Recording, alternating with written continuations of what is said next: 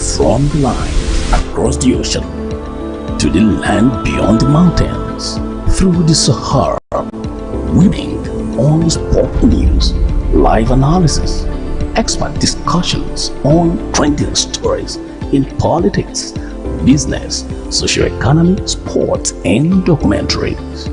So catch all the updates on the happenings around the globe. Stay focused on the fact today, only on ATN.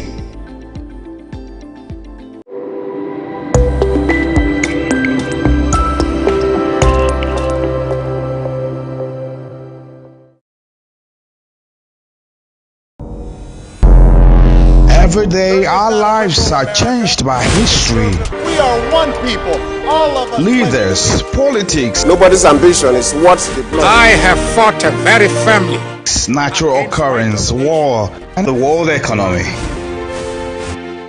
I belong to everybody, and I belong to nobody. ATN covers it all on ATN Politics today.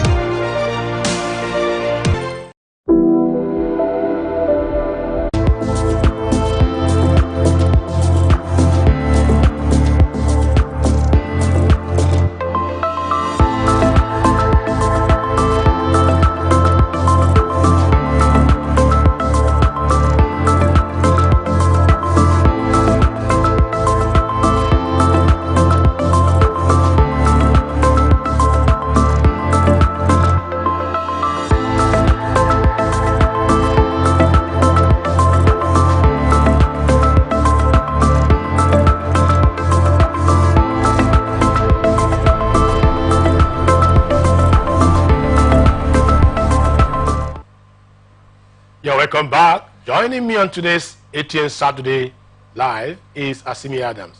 You're welcome, sir. Yeah, good morning to you. Well, we'll look at today. Is going to be interesting. I'm sure you're basking the euphoria of the Super Eagles. But I can see a sports fan. I'm a follower of the Super Eagles, and I love them, and I love the way they've been playing. Yeah, very wonderful team. Well, I think they've done well. Absolutely. The semi-final is the minimum. Absolutely. You can expect from any national team. Yes, yes. In terms of excellence. Absolutely. Not everybody will carry the cup. It's true. Yes. Well, I'm sure you're watching us on various social media platforms there on your screen. Let's take our first story. Justice Mobolaji Olajuwon of the Federal High Court in Abuja has refused to dismiss the terrorism charges brought against 5 loyalists of Governor Siminalayi Fubara of Rivers State. The judge on Friday declined to terminate the charges as requested by Honorable ADC Dehiye, the current chief of staff of Governor Fubara. The court held that Dehiye, who was the factional speaker of Rivers State House of Assembly, lacked legal powers to request for dismissal of the charges. Olajuwon upheld the submission of the counsel to the Inspector General of Police, IGP Simeon Long, the senior advocate of Nigeria, that Dehiye was not yet competent to make any application until he appears in court to take his plea in the terrorism charges. Here, through his lawyer, Oluwole Aladedoye CASAN, had applied that the criminal charges against him and others be dropped on various grounds. He claimed that the Federal High Court in Abuja has no jurisdiction to entertain the trial because the alleged offenses were committed in Port Harcourt, Rivers State. Also claimed that he had not been indicted by the police for any offense. The request was, however, vehemently opposed on the ground that he had not yet appeared before the court to take his plea. The police lawyer cited Section 396 of the Administration of Criminal Justice Act, SCJA 2015. In a brief ruling, Olajuwon dismissed the request of the former speaker and upheld the arguments of the IGP. The judge said the charge sheet only indicated that Dehiye is at large and not yet listed on the charge as required by the law. Actually, I have Barrister Asimi Adam here in the studio. And I'm sure he has been following the crisis in the Rivers State legislature and even government generally. Yes. Well, the plea was not accepted. The charge was that the plea was dismissed. That's the issue. It's something that I feel is elementary. Okay. And we have warned people, especially my clients, when they come, I tell them that whenever the police invite you, it is best for you to honor their invitation. Then you now state your side of the story for whatever allegations that are against you. Also, if the court should issue, a warrant of arrest or to produce you, and you have seen it, it will be fair if you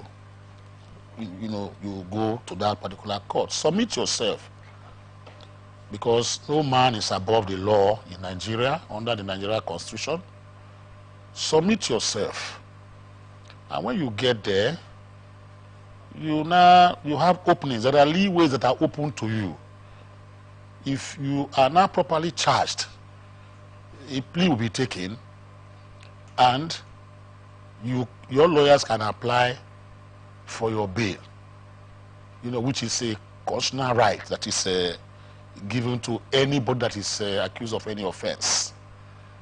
But we found out that what has happened is that it's not just this particular case. A lot of these big men, open and close, in Nigeria, whenever they have issues of this nature, they term it political. Of course, we know that some of them have some political undertones, but that does not mean that you have to undermine the authority, as the case may be. So if you are being witch hunted, the appropriate place to go and tell and inform is the court. That look at what has happened. I did not commit this offense. Okay. I am being witch hunted. So they say unless he Of appears course, in he court appears to come to and take explain, explain all these things. He will not be. They will not be, because the point is this, I don't know why some of our lawyers do not learn, especially the senior ones, because there are precedents, authorities from Supreme Court. A very good one that comes close to my memory is the case against Ojus or Kalu against the Federal Republic of Nigeria. A similar situation like this. Kalu felt that the EFCC was after him because he knew that there was a convoy of petitions against him for that governance in Abia State. He now quickly approached the courts, the Federal High Court in Abia. Then the judge was Kalu J. They are not related, but just by mere name similarity. The court granted an order restraining the police or any security agencies, including EFCC, from arresting, detaining, harassing, etc., as case may be, of Ojus or Kalu. Why this order was subsisting, the ex parte order was subsisting, EFCC, filed, I think, a 14-charge count against Kalu in one of the courts in Abuja, in the Federal High Court, and declared Kalu wanted, just like the way they have declared here wanted now.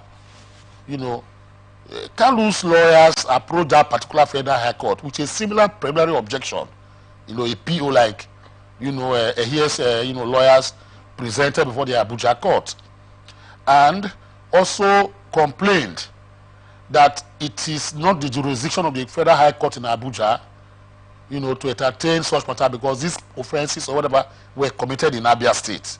That was the same argument. And in the same vein also, he was saying that he cannot be charged because already there's a subsisting court order that has, that has been granted him, that he should not face prosecution. He should not face arrest, intimidation, etc., and is not liable to submit himself, to the police. That court rejected the PO and the argument just like they did in this case. They now appealed, because I am very sure that what he and his lawyers do now is that they go to the Court of Appeal to complain that their PO that was rejected by this lower court, was not proper, and they want the Court of Appeal to right the wrongs. Same Kalu went to Court of Appeal. The Court of Appeal shut down, Kalu and his lawyers. They now went to the Supreme Court. Supreme Court shut down and said, no, you must appear before the court. You understand? And two, you know, there is no court in Nigeria that can stop police from, you know, exercising their responsibilities. Okay, that was what he was quoting there, the Yes, Police Act. that you cannot. There's no way. As far as the police has been empowered by the Constitution to arrest, investigate, prosecute, as the case may be, criminal offenses of any nature, no court can stop the police from doing that. That if a court has to say you should not present yourself, it means that the Supreme Court called it gagging suit, muzzling suit. That is what the Supreme Court described, suits of that nature. Like this particular order that was given by the Port Harcourt, High Court. The Supreme Court described, such orders, ex parte orders, as gagging suit and muzzling suit against the police and the authority. And that if, for instance, you are not, he was complaining also in this particular, their lawyer was complaining that the police, could not prosecute, him, on the basis that this particular offense falls within the ambit of the AGF that's the Attorney General of Federation. You understand? Under, I think, Section 12 of the Terrorism Act, as the case may be. The prosecuting lawyer now said no. Even under the Terrorism Act you have quoted, there is a leeway that gives the police the powers to prosecute.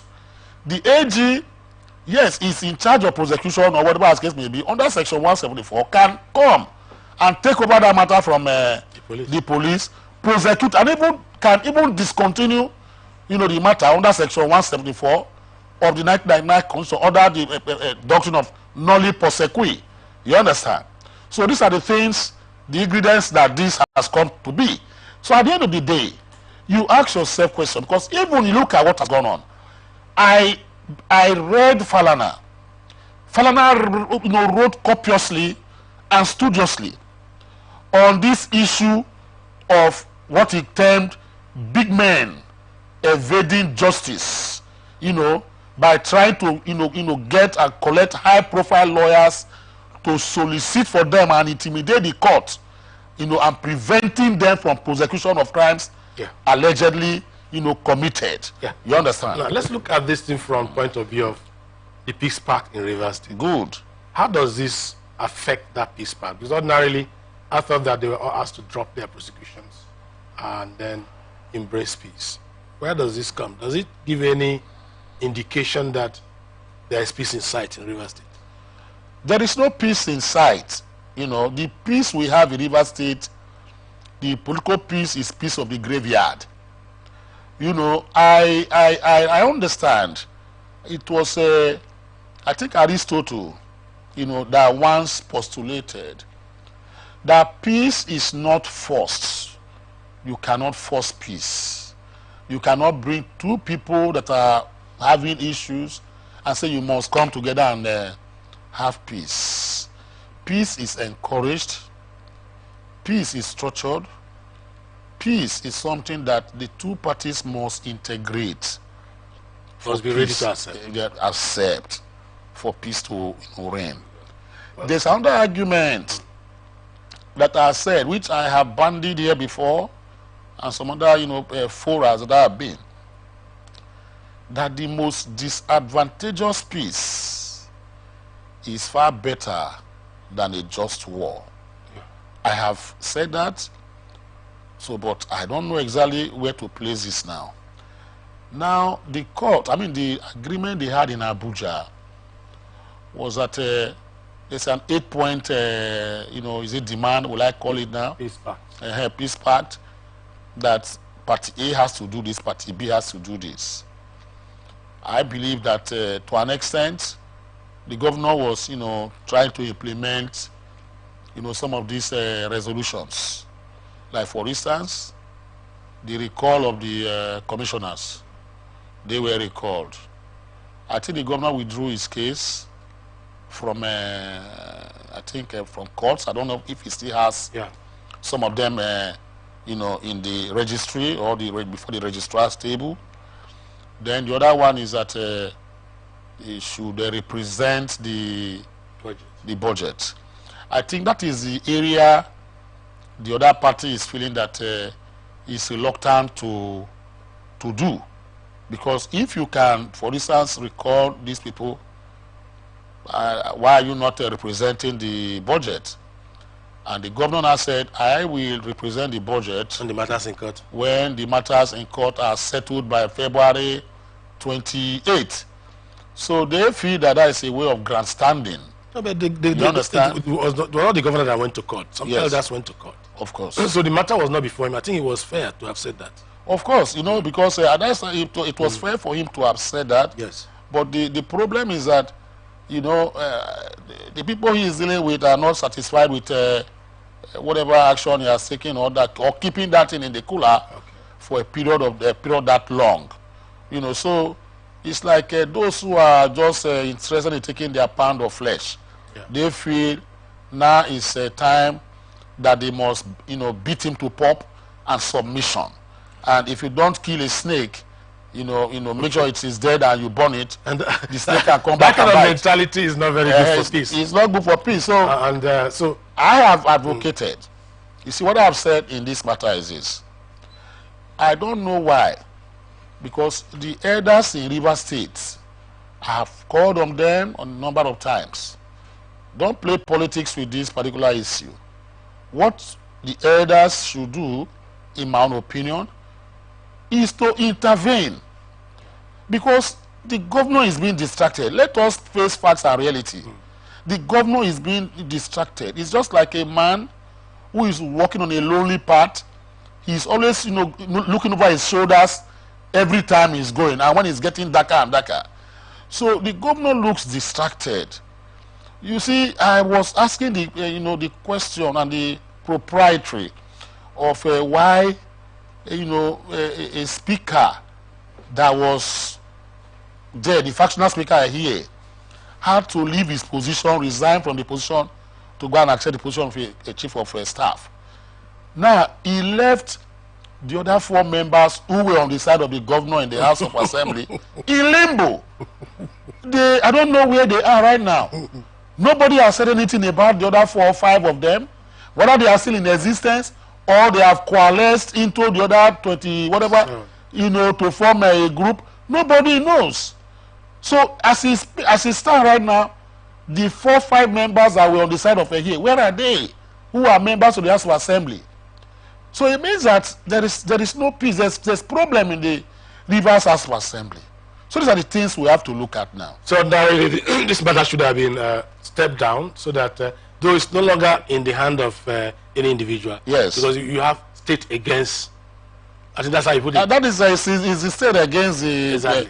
But if peace, peace can come, while this is going on, if they need genuine peace, it's very simple.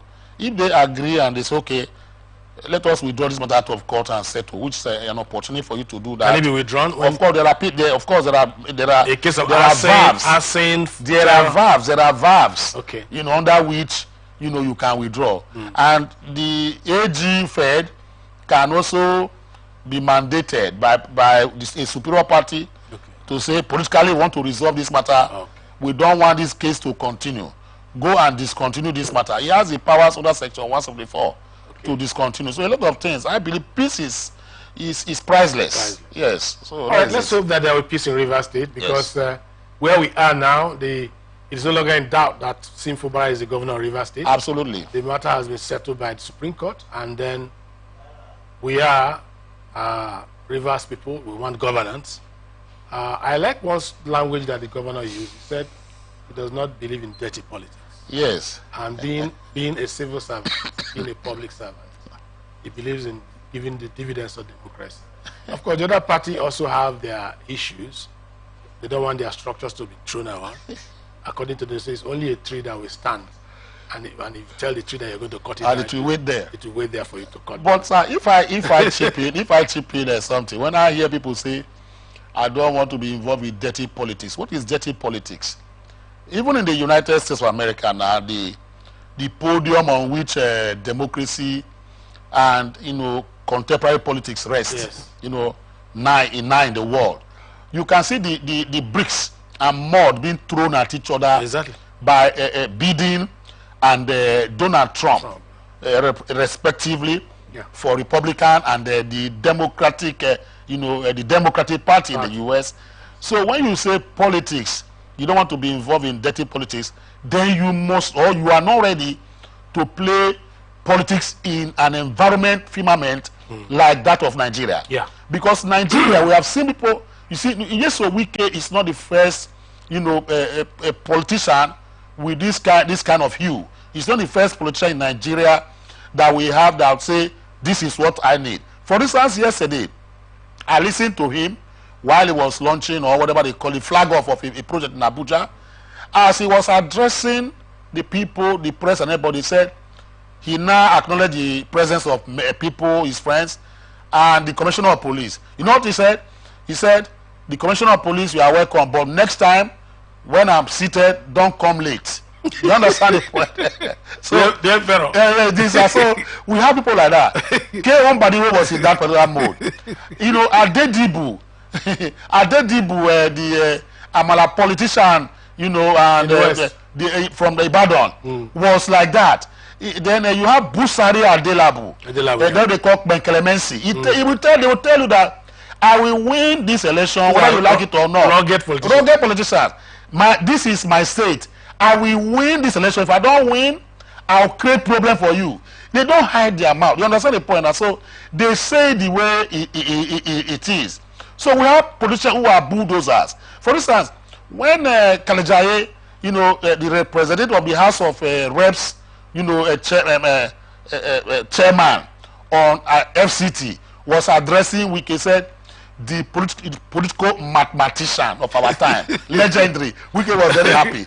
So we have this kind of people. Let's anchor it there. Yes, let's anchor it there. But whatever it is, the people should count. Politics of self-aggrandizement. Absolutely, it's not what we're looking at. Yes, we're looking at. Yes, you're strong, but let there be some kind of favorable drop-ins in terms of development for the people. And that's what we expect. Of course, we've seen a little bit of that of him in the last 8 years. And let there be peace so that this governor will continue with his consolidation agenda. That's what Rivers people are expecting. Because if you ask any Rivers man, what we want is peace and development. It doesn't matter how strong any governor or anybody is. There cannot be peace and development in this kind of situation. Yeah. There's a scholar, I'm sorry, sir, I had to, go. Mabu Gurje, I might not pronounce Yoruba, professor. I read one of his books. He said, he titled it The Social Contract. Yes, I read that book. The Social Contract. What exactly, how? For instance, this crisis is festering. It's becoming a cancer that is metastatizing. Now, what exactly are the people gaining right now? This particular crisis might last for the next 4 years. And governance will be put in abeyance. Now, the question is this. The people who voted the governor to work, to do their job now, are they not the ones suffering it right now? Yeah. That is the situation. So let's anchor it there. Let's look at some community news coming from Rivers State. The Kingdom chiefs and elders in the Ikwere local government area of Rivers State have convoked a security meeting over herdsmen criminal activities in their farms. The meeting, which was at the behest of King Marcus Oike, the paramount ruler of Elele Kingdom, had in attendance all security service chiefs in the Ikwere local government area. The attendees include the commanding officer of Elele Barracks, area commander of police, DSS, EPO Elele Police Station, and commander anti-cultism Elele. The meeting discussed the complaints of destruction of farm crops by herders, armed robbery, and influx of suspicious stranger elements. The security chiefs resolved to engage the leadership of the herders and relevant stakeholders, including farm owners. They urged landlords to be circumspect in providing accommodation to suspicious strangers to avoid elements that will pose threat to peace and stability in the community and the local government area at large. We're still talking about insecurity in Nigeria. Yes. We're talking about governance. So we're talking about if you're strong, let that strength be reflected in government. That's right. And so this is a very important case of herders. We're still talking about Plateau State, right? Yes. And many people will be surprised that down south we still have this. As well as the kingdom, this is not the first time we're having northern elements in the community. Yes. 1895, the people that are called Hausa Elele today came with the, the regimental police or the British Army. Then they were, who came for the emancipation of the region. That. Absolutely. And they came with Captain Woodman and all that, and some of them settled. And from 1895 today, we still have an Hausa community in that community, in that town. And but the new phenomenon is the herders' menace, where they roam about in the bush, harass women, their animals destroy farms. I had a case of an assault where they said they kept the hand of a man on the wood and cut his fingers. And these things are happening. So it came to a point where the king had to summon all the security chiefs in the local government, and of course he was giving that peace, because it is good to be proactive. Absolutely. The commander at the Army Barrack at Elele, yes, the area commander, the DSS, the DPO, and all that, to look at the matter. And the community people, especially women, are complaining about strange elements that stray into the community, looking very suspicious. And to them, this is some kind of time bomb. People sitting on a keg of gunpowder down in the southern part of Nigeria. We're not talking about Middle Belt, the Plateau State, where they have almost been decimated by such intrusions. What does it hold for peace for River State, for example? I heard the same stories coming from Eche and some part of Omok too. I found out, first of all, let me start this way. I was born into an agrarian society or community in those days, and I normally, see the Hausas or whatever Fulani people as they call them, the cattle herders. They were very friendly with us. My father was a farmer. The moment their cattle is grazing and is coming close to our farmland, you see the Hausa Fulani will come and flog the cattle and take them out of even close out of that precinct of our farmland. You come from the northern part of the Edo State. Yes. Okay, so you are very close. we were always going together. And in my town where I come from, there's a place they call Zongo. Zongo was known as Hausa land in my place, because they know that if my mother wants to send us somewhere close, say go to Zongo. You understand? And when you talk about Zongo, we know that it's populated by the Hausas. Yeah. And we look at them. Some of them were born there. Even some old Hausa people I met that were senior to me. My father told me that their father's father, came to meet their father. So just like the Hausa Elele, 1895. It's not today. We cohabited in peace. But something now happened, which the Nigerian government has not been able to checkmate or check or find out why this violent, orchestration by the Fulani herdsmen all over Nigeria. I know that Ali Mazrui, the Professor Ali Mazrui, once described the Tuaregs as very tenacious and bellicose. Stateless. You understand? And they are stateless. That they are the real Tuareg, is like just a Fulani man. He does not have a home. He carries he carries everything he has in life with his cattle. But time has gone past that era where you graze your cattle from far away Niger Republic to Sokoto down to the south here. And most states have enacted anti-grazing laws that are in operation. In River State, it is in operation. So where is the law? Why is the law not being executed? If you have a belligerent, herders community or a herders, group, the police will be able to checkmate them. Security will be able to checkmate them. You cannot graze and allow your animals to feed on crops of people who depend on those particular crops for their daily living, and you think they will not be happy? So this is the time the government of Rivers State has to look at this particular complaint, because this is how the Jos and Plateau whatever started. It was not nipped in the bud. Before you knew, it escalated and there were killings. In Elele, for instance, Elele has, a large community of Hausa Fulani, as the case may be, like you rightly said, almost indigenous. You understand? So these are issues. So if any violence comes out there, it's going to be very bloody. And now that they have raised this complaint, I believe that the government should act very quickly and proactively, and not reactively. When it now started, they begin to set up a panel of inquiries. It is to go and look at why this happened. I want to tell them, that the government should hold anybody responsible that wants to create any problem in that community, because one, Section 14 sub 2B talks about security and welfare of the Nigerian people.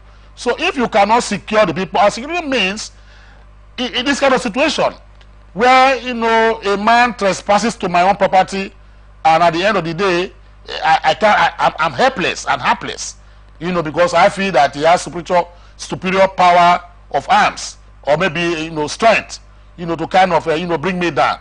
I will wake up one morning and say, no, enough is enough, and before you know, it might snowball into what we don't anticipate. So government must have to intervene, wade into this quickly, and be proactive about it, not reactive. Yeah, I think that's a very serious matter, because community leaders are beginning to be very circumspect and restive over it, and because there have been Hausa population in that place. Well, the Sarikin Hausa in Elele, they are ridiculous. Say they don't know this group because they have been there. They're almost like their mothers and all that. Yes. They have been there over time, and so it becomes very funny that your kids and kin will come. And you say, I don't recognize you because we are Elele people. And truly, and that's the danger in this phenomenon. I have warned, you see, I have warned the Nigerian government before, about this, because if you look at the average Hausa Fulani in Nigerian one that we know, it's not as bellicose and belligerent like we had. Why they have to check this Niger, Mali, and Senegalese influx of herdsmen into Nigeria? Because those people are very hostile. The way they are, if you look at it, they are different.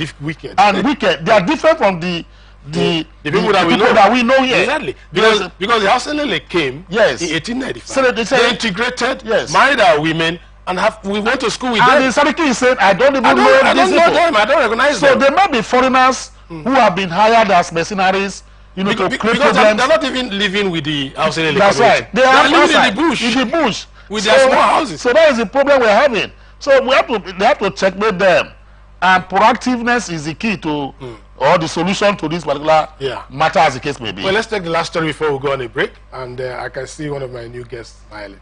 The Sultan of Sokoto and President General of the Nigerian Supreme Council for Islamic Affairs, Alhaji Mohammed Said Abubakar, has expressed concern over the recent murder of two Ekiti traditional rulers. The same story we're talking about. Yes. In a statement issued on Friday by his media team, the Sultan said the development is one that all must condemn, describing it as unfortunate to be recalled that two traditional rulers identified as Onimojo of Imojo Ekiti, Oba Samuel Olushola, and the Eleshu of Eshun Ekiti, Oba David Ogunshaki, were killed by gunmen suspected to be bandits. They were killed on Monday while returning from a security meeting in Ikole local government area of Ekiti State. Reacting, the Sultan said the unfortunate incident was extremely painful and very unfortunate.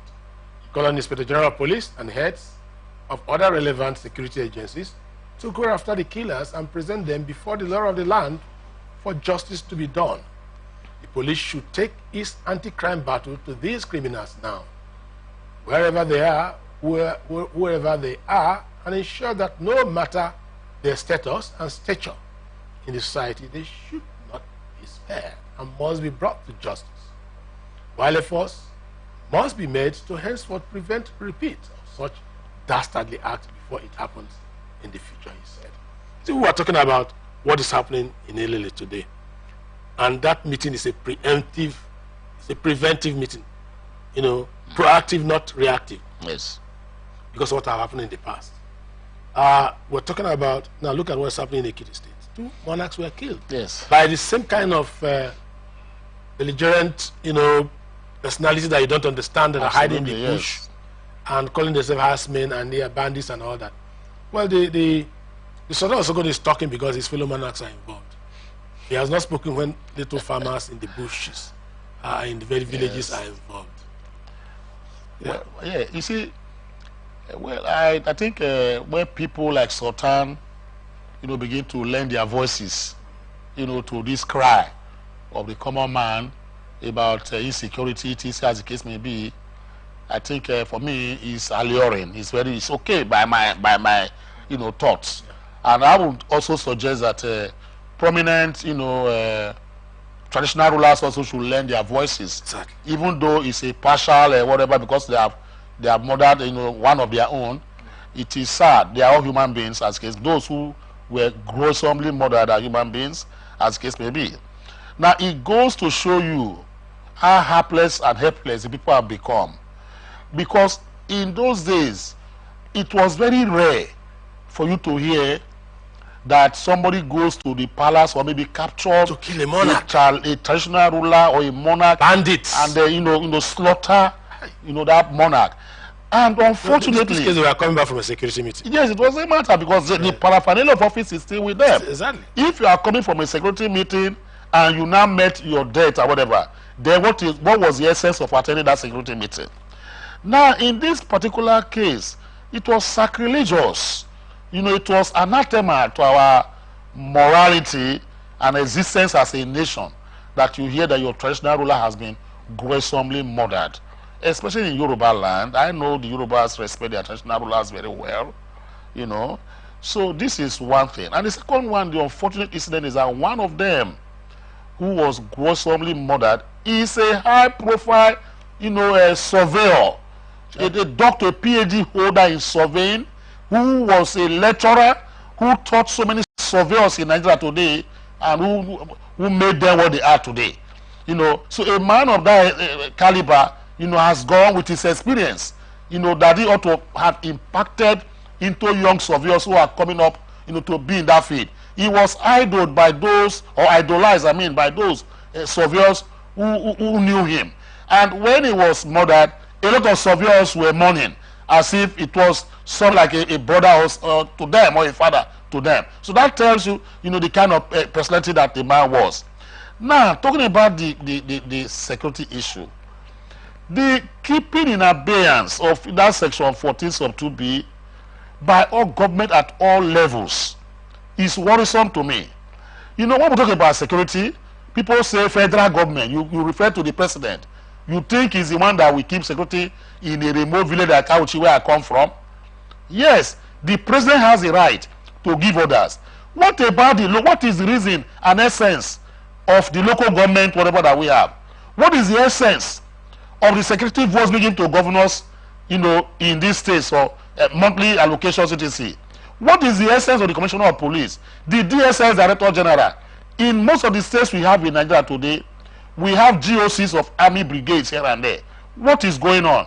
It means that there's a problem. One is that it is either because these bandits have overwhelmed our security apparatus, or they have become more intelligent, and more daring, than our security people. Now, in a nutshell, I have advocated that this hue and cry about securities be breached in various parts of the country. It's not something you do by magic. You don't solve it by magic. It's by technology. That is number one. The second one is by recruitment. Nigeria is being under-policed. How dare you say that you run a country of about 250 million people and with just 350,000 policemen on record? The Police Service Commission said it. And as I said, the PSC, chairperson now said that out of these 350,000 policemen that are active on their list, about 120,000 of them are into VIP guards. Of course, you can never police Nigeria very well with, a paltry, amount or number of 100 and something thousand, as the case may be. Now, solution for me to all this, whatever, tinker with section 214 of the Nigerian Constitution. If you say state police and policing, you don't want to let them decentralize it, so that we'll have what they call state police, because some governors might use it as a political tool to win turn their opponent, which is a puerile argument by my own understanding. Then let them put in vigilantes in force. Grant the Amotekus of this world, grant the Bubeagu of this world, grant the Yankabas, or whatever as they call them in the north. Let all states set up their vigilante force and allow them, to authorize them. The OSPACs. Yes, the OSPACs. Allow them to carry arms and defend their communities. If, for instance, the Elele community has a registered vigilante force incorporated with man o' war, there's a game we call man o' war. These people are military inclined. Their training is paramilitary. They can handle guns. Incorporate them into, young men are very eager to go. Incorporate into a vigilante group of Nigeria. Authorize them to do what now? Own guns. 2 is that there is a law that has been rigmaroling in the House of Assembly that talks about private guards. If I need private security in my corporation, for instance now, I can go and get as many as 100 people. But those people are not empowered to carry, arms to protect my corporation and my residence or my business. So when you register private security, allow them to register, allow their members or those people working with them to bear arms. If, for instance, the rest of them now, if you go to some corporations companies in Nigeria headquarters in Port Harcourt, for instance now, you are going to see private security guards there. They don't have arms.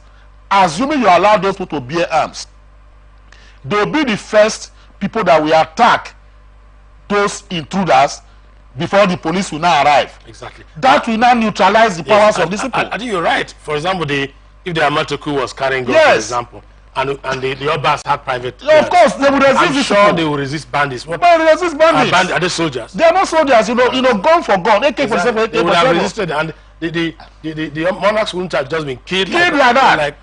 Because when the monarch, for instance, look at if the VIPs, like the celebrities as we call them in Nigeria today, they go with private guards and police. Now those private guards know their background check or whatever.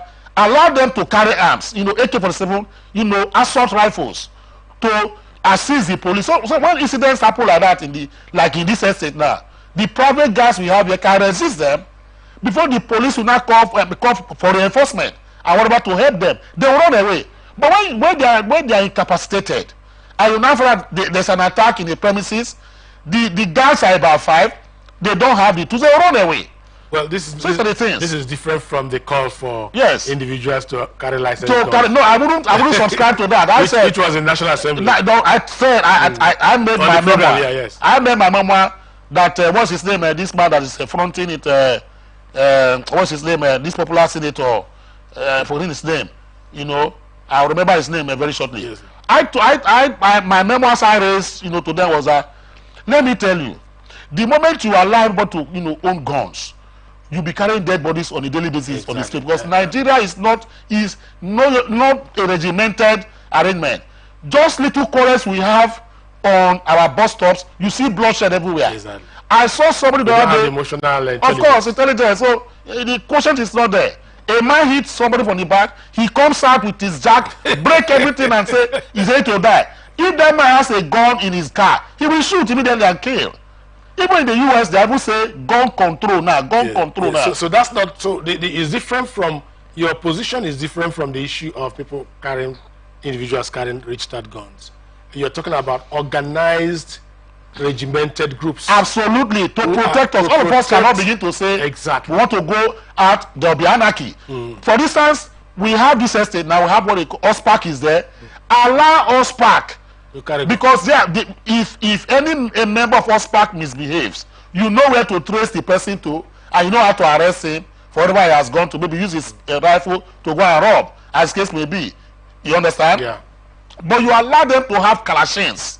You allow them to have assault rifles. Yeah. So all over the country, Ebubagu will operate, Amoteku will operate alongside, Man of War will be there, vigilante group or whatever will come. The problem was that, do you know that the Eastern governors disowned the Bubagu? Because you know why They disowned them. They had to disown them because of the fact that it was not well organized and people were against them because they were thinking, you know, the Eastern Southeastern region had it was in a conundrum that a particular point in time, and people were raising they felt that they would be killing people just about. That is not supposed to be, as the case may be. If well trained and handed over to a particular, you know, zone that can control those, but I don't think it's going to be. What happens in the Southwest? Amoteku is there. I don't know doing it, but the problem they have is that Amoteku cannot carry more than a day gone, and this pump action. And when you confront bandits who are holding automatic weapons, they will run away. But you give Amoteku, for instance, now automatic weapons like that of the bandits, they will you know, open fire, you know, confront those people first, but they are in the communities. They confront first. Then when they are being overpowered, they now call for police reinforcement to join them to go with police. They'll flush these people out. These are the ways I feel that this can be, you know, taken care of. Well, thank you very much, Barrister Simi, for these very brilliant insights. We looked at most of the issues we looked at today on security and yes, judiciary. I mean, for this first hour. Well, we'll come back in the second hour. I can see the Ochamobo is already here. The most of what do you call it? The Ochamobo one. Barrister Ikiri, Dr. Ikiri will join us in the second segment of the program. So don't go away. We'll be right back.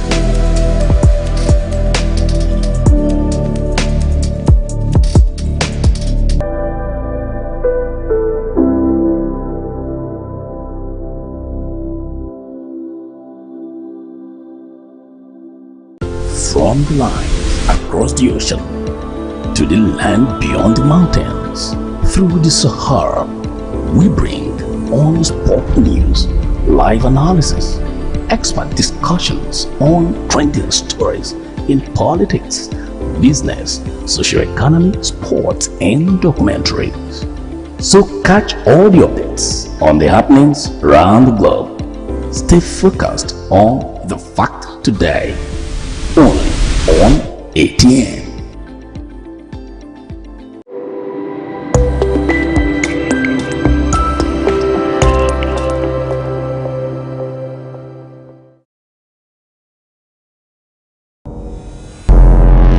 Every day our lives are changed by history, We are one people, all of us. leaders, politics, Nobody's ambition is what the blood. I have fought a very family. natural occurrence, war, and the world economy. I belong to everybody, and I belong to nobody. ATN covers it all on ATN Politics today.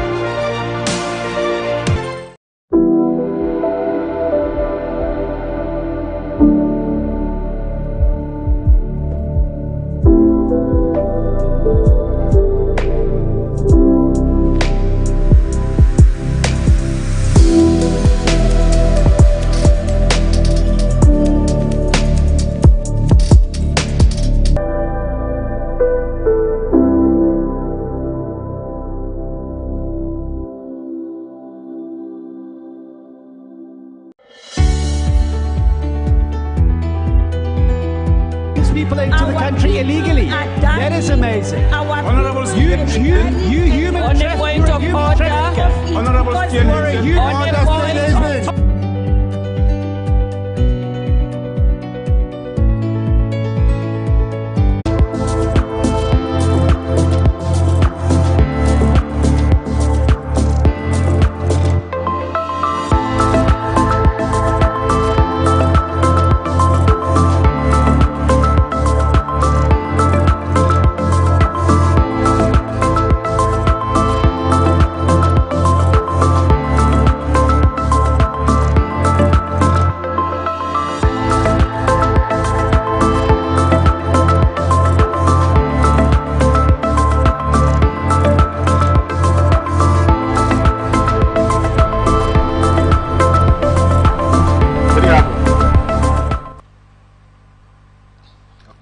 Okay, you want to.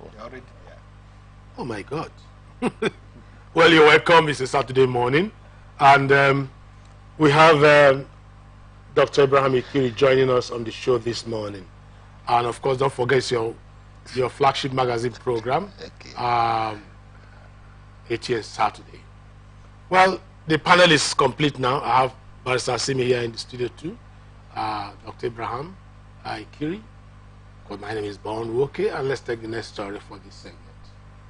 Akwa Ibom State House of Assembly has summoned the Commissioner for Economic Development, Mr. M.M. Bob, and the Chairman of Association of Local Governments of Nigeria, Argon, in the state, Mr. Iniobong Robson, to explain the criteria used in nominating 1,072 beneficiaries for the federal government's conditional cash transfer. The House issued the summons following a motion brought before it by the member, Representative Eket, Dr. Nsidibe Akata. He was expected to appear before a special ad hoc committee of the House Friday. Akata informed the House of petitions he had received across the state, despite the federal government's 50 billion naira disbursements to the 774 local government areas in the country as part of his programs aimed at alleviating the effects of fuel subsidy removal. Added that stakeholders were to be involved in the selection of beneficiaries in each of the local government areas under the scheme. Beneficiaries are to receive 50,000 naira grants. He expressed surprise that such was not the case in Akwa Ibom and wondered how the Ministry of Economic Development arrived at the 1,072 nominee list. Other lawmakers, including Deputy Speaker Mr. Kufre Basse Edidem, expressed displeasure over the way and manner the financial grant to non-business owners was being handled by the Commissioner. The Speaker, Mr. Udeme Otong, observed with dismay that petitions from over 90% of communities across the 31 local government areas of the state had trailed the way and manner the commissioner was handling the disbursement of the fund. The so-called grant or palliative, 50 out of the 50 billion naira for 774 local government areas, 50,000 per individual. In Akwa Ibom State, they have a list, 1,072. Here in Rivers State, I'm not sure anything about that. That's the question. So the House is questioning the rationale for the drawing up of the list. Of course, it has been an issue at the national level. The social empowerment list drawn up by the past government was rejected by the present government. And the question was Nigerians were asking, what was the rationale behind this list?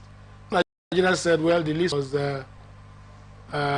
done for patronage of political actors, those party politicians, as it were, to go to wars and copy the names of their ward members and all that. Now, in Akwa Ibom State, over 90% of the population have petitioned. And the House is calling the commissioner to question. Tell us how you arrived at your list.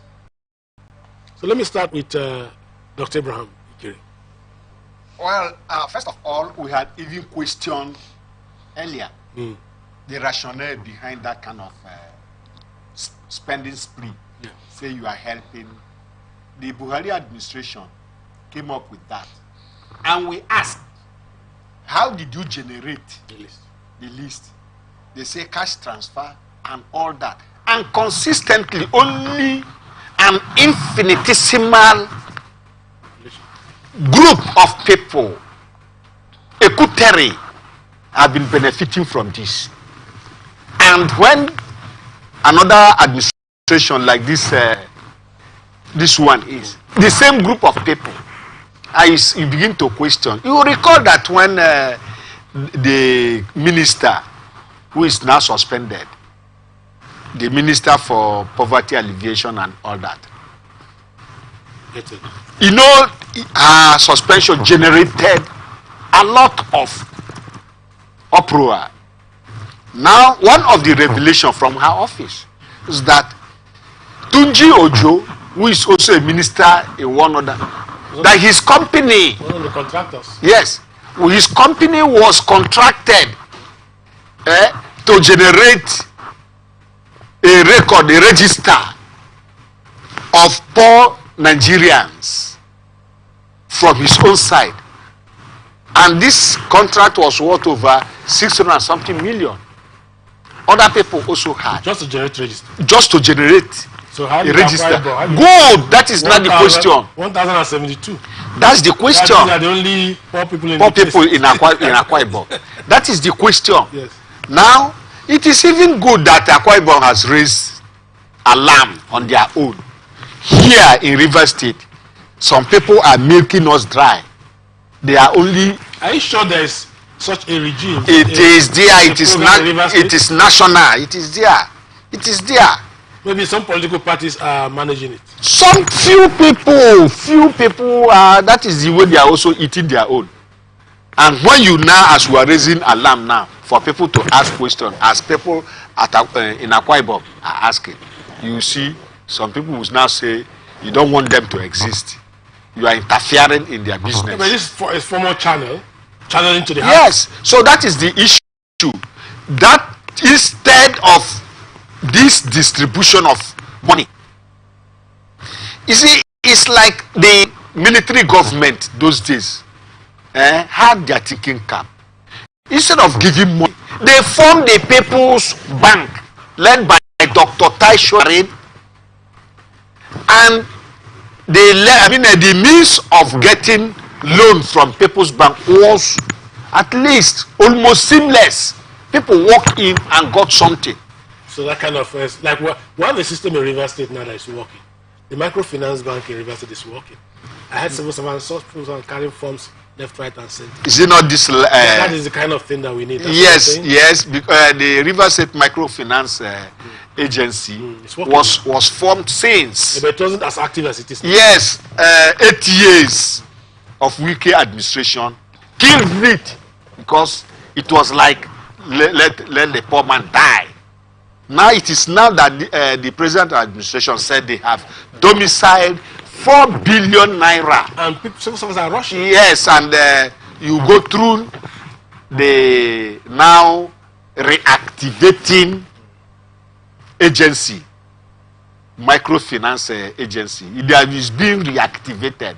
So that's the kind of thing you expect. Yes. Rather than channel this generating some stupid list, channel this and then giving money to people through an institution, and all that, than to come up to give, and at the end of the day, they will give us a very fabulous statistic that so amount of money has been spent. Imagine 50 billion naira. Do you know that 50 billion naira, for example, is the budget of some countries, some islands? And they manage it well. Here you want to spread, and as the same person who has been benefiting from this will say, I have not seen anything. And of course it reflects its well-being. Well, 90% of them, 90% of them are protesting. And the House is investigating. Say, Commissioner, tell us how. Which means that in this process, there is a collaboration between the federal and state. Yes. And they have domiciled in the office of the commissioner. Yes. Who knows? You see, the point is, there's this saying that give a man a fish, feed him for that day, but teach him how to fish, you feed him for life, forever. I don't know whether that parable or quotation is still relevant to Nigerian state craftsmen, you know, because it's like once they are not in power, if they are ordinary citizens, they think well. But the moment they leave that particular status of citizenship and now become super citizens, by virtue of the fact that they become governors, presidents, and ministers, they throw away their thinking cap and begin to implement, you know, voodoo type of economics and welfareism on the people. You know, I subscribe to my colleague's argument, which reinforces my belief. You know, that, you see, you bring out, even if it's 50 million naira, and you share it to 10 people, for instance, if you go back to those people the next 1 week, they are still coming back to beg for money. They'll still come back and maybe they tell you that the money you gave them was not enough. But if you set up a barbing salon for 1 or 10 people with that 50 million naira skill acquisition and whatever things, the person will always come to thank you on a daily basis to say, oh, thank you for assisting me. With you now, I am able to feed my family to a level, etc. as the case may be. I get my daily income from this place. So these are the things, the differences.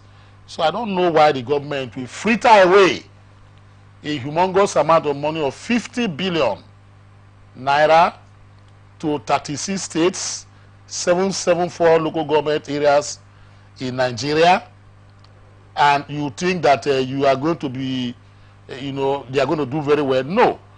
Of course, we know that there's malfeasance. Look at the Ministry of Humanitarian Affairs, 39.1 billion naira gone under the drain. Whether it was swallowed by a snake or taken away by flood or whatever as the case may be, we don't know. But when you give them that kind of money to share, you can never, I promise you, can never get to the real people who are suffering this. Even the number of persons. Politicians, yes, politicians, we hijack it. I have participated in something like this. They tell me, go and bring 5 people, you know, from wherever. If I have the discretion to bring, who am I going to bring? I'll bring my friends who are not poor, immediate family, immediate family, and say, once you receive 100,000, you give me 20,000. Yes. They'll quickly agree because they say it's free money, as case may be. That is what is happening here. You know, is it Festus Kiyamo when he was Minister of Labour, you know, under Ngige? They had the problem like that, where they say they want to employ people, 30,000 and they'll be paying, the local government, go and bring list. People should come. The poor of the poor should come. You saw how controversial that list was. So how did they arrive at this 1,000 something, as case may be? Who are these indigent people? What modalities and yardstick they used to choose them? 174,000. How did they get them? Are you saying that Akwa Ibom State, that is these are the only people that are poor in that state? I don't understand. In the whole of Akwa Ibom State. They're coming to River State. You see, if Akwa Ibom can cry out, it means that River State and other states have same opportunities given to them. But in this say they hide it. It was some weeks, last year, was when I discovered that the Ministry of Health, or this whatever that took care of COVID-19, do you know that grants for COVID-19 were still in bank accounts that was not spread to ameliorate sufferings of people during that period of time? Some people sit on top of it, begin to give to their friends who siphon it one way or another, as the case may be. I got one advert that said, come in, they are going to do this. I say, what? When I checked, I found out it was a federal government agency that is doing it, but through, people that are those who are there working in that ministry that know how to siphon money, and they say they give you 1 million naira, then you now bring you bring 500 back, you take 500. I say, what kind of a country is this? Why don't you use them to set up, look, the Nigerian man, yes, we agree that we have people who are hungry, but let me tell you, they are hardworking people. Now, what they need is an enabling environment for them to operate. I have seen some people say, oh, I wish I have a small piece of land where I can just stay and do my business of grating of cassava and the rest of them. These are the environment that they need for them to thrive and exist. Government is not looking at those things. They want to share handouts because they know that from that handouts, they are going to be making millions. Out of that 50 billion, I can assure you that not less than 10 millionaires, new millionaires, have been made who did nothing for government. Money for the poor. But they took that money just to distribute the money. They are millionaires already. Money for the poor. The pensions man that is working fully today in Nigeria that had 2.4 billion of pensioners funds in his kitty and control. What happened? He embezzled it. The son is facing trial. They ran to Niger Republic, it is as case maybe. The court now granted. You saw the kind of bail they gave to him. So these are the things we're talking about. So a lot of millionaires have been made by virtue of the fact that this 15 billion has been allocated to the whole country. None of them will tell me that they got to the poor people. That is wrong. And I believe that the Nigerian politician or those in power's conscience have been deadened. And in fact, I don't want to lay a curse on them. But I know that one day, nature and divine, law will catch up with them. Well, thank you very much. Let's go to the next story. It's also interesting. The Assistant Inspector General of Police, AIG in charge of Zone 14, Yahaya Abubakar, has requested the support and cooperation of the Emir of Katsina State, Alhaji Abdul Muminin Kabir Usman, in the fight against insecurity in Katsina State. Abubakar made the appeal when he visited the Emir in his palace in Katsina, Thursday in Katsina. He noted that traditional institutions are the bedrock of community policing, as they are closer to the members of the community than any other person. Wardheads are very close to members of the community and can easily assist the police in tackling security challenges facing the community in the best possible way. Quote, without the support of traditional institutions, the security agencies cannot achieve any meaningful progress in the ongoing onslaught against crime and criminality in the state, he said. Responding, the Emir ordered his district and ward heads to join hands with area commanders and divisional police officers in the state in addressing the security challenges. Well, the AIGs are interfacing with community leaders across the country. That's part of the security architecture implementation in Nigeria. Go straight to communities, go down to the emirs, go down to the chiefs, community leaders, and see what we can do about insecurity, banditry, kidnapping, terrorism, what have you. And that's the example that we are getting from this narrative here in the story. For me, that statement has really indicted the traditional rulers. Okay. Some few minutes ago, you talked about how traditional rulers returning from a security meeting in Ekiti State were helplessly and haplessly murdered. Now, when you say that the security will not work without the input of the traditional rulers, that means that they know what is happening and they have the solution in their hands. Traditional rulers, and when people say they are nearer to the people, don't you think they are helpless? The traditional rulers themselves. How secure are they? Do they have security for themselves? Of course, anyway, the new dimension in a research carried out some few years ago. You know, the traditional rulers, especially those in the south, now have what we call palace boys. Palace boys. That's more in Rivers State. Even in the north. They just command these people. Look, this person is disrespecting me. Before you know, the person will be missing for some time, only to come out with bruises all over. What happened to you? He will not even talk because they warn that if you make any noise. These are the things, and that led a former commissioner in Rivers State that instead of having and parading palace boys, that the palaces of traditional rulers should have peace boys at that time. So what am I saying? For the AIG to have made this statement, he's seeking support. Instead of, he would have wished support that the traditional rulers will help him. When the traditional ruler does not even know the next, go and ask the next neighbor after his fence. How near? If you go to the traditional ruler to see the traditional ruler. You know one thing, do you know why the British enjoyed indirect rule in the north? They had an organized, centralized authority. That is what I'm coming. Now, they have an organized, centralized authority that was so much beautiful that the British introduced indirect rule. You know the story. You're a politician, political scientist. They have ward heads, they have district heads, and all that. So that kind of structure makes it easier for them to understand their community, understand their subordinate, know who is coming into the community and who is going out, know who is doing what and who is not doing what. The good and the bad in the community, they understand. So that the support is predicated on that knowledge and on that beautiful political structure within the traditional institution. What they are saying there is that this has to be plowed into a positive to help secure the people in that state. And that should replicate all over the country, shouldn't it? Katsina State itself is a hotbed of this situation we have in the country, insecurity. Yeah.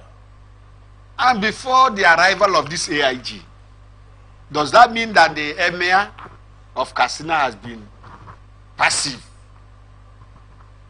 There is no measure that has not been taken to make sure, especially when the onslaught was on the middle belt and the south. They say, hey, the boys returned to the north, and every person started shouting. Something more than what we are talking about should be employed. Okay, sir, you see that what AIG has done now is, yes, the traditional is you have refused to exploit the opportunities your institutions provide. Let's nudge you into action. Well, what the AIG did for me is okay, but I believe that is not the way to go about it. You see, there's what I've been saying, that there should be ethical revolution and evolution. Now look at it. You know, in those days, issue of security started from the family. As you are going out as a child, your mother and father will say, do not take sweet from anybody. Do not eat food from strangers. I remember vividly when I was a kid growing up, my parents used to admonish me every time I'm going to school because they knew that they will not be there with me as I'm going to primary school, even in secondary. Say, please, when you see people running, stay and watch first before you not take action. Nowhere to run to. That is the kind of orientation we had. You know, this kind of ambush,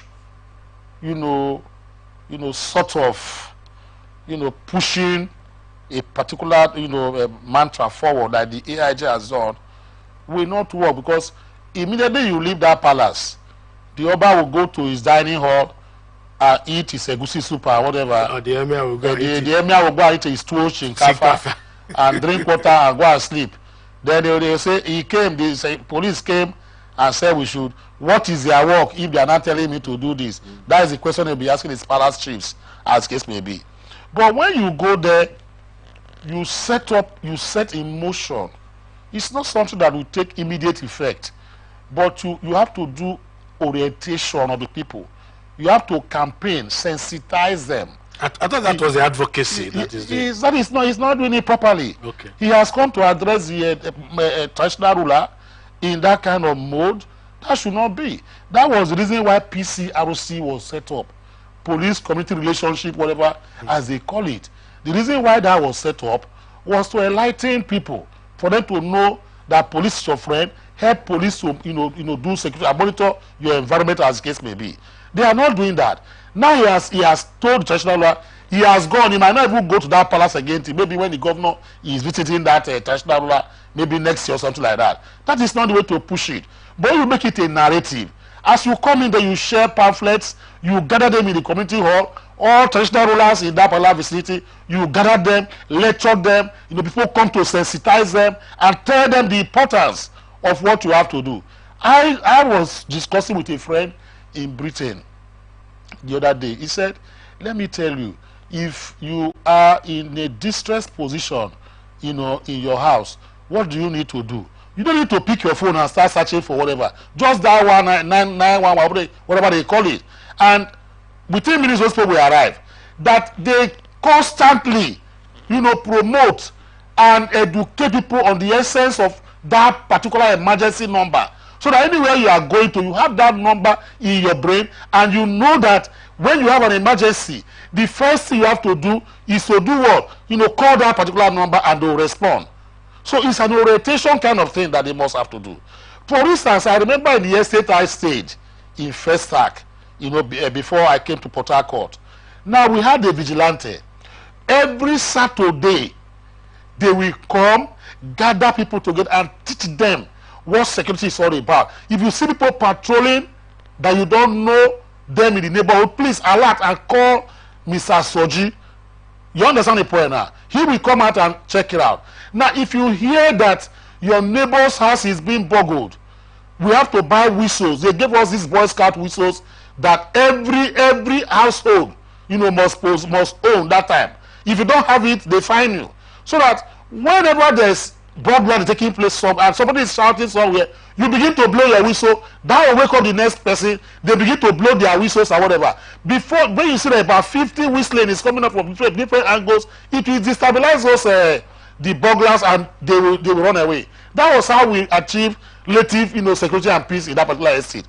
And they told you that before you park your car, as you are going in, what you need to do is that make sure before you go to bed, even though you have your gates firmly locked, it is as case may be, make sure you come back and check your cars to make sure that the cars are fully wound up and they are locked. This orientation they gave to us. I still remember it tomorrow, as the case may be. When you are leaving the office, for instance, they say switch off every appliances.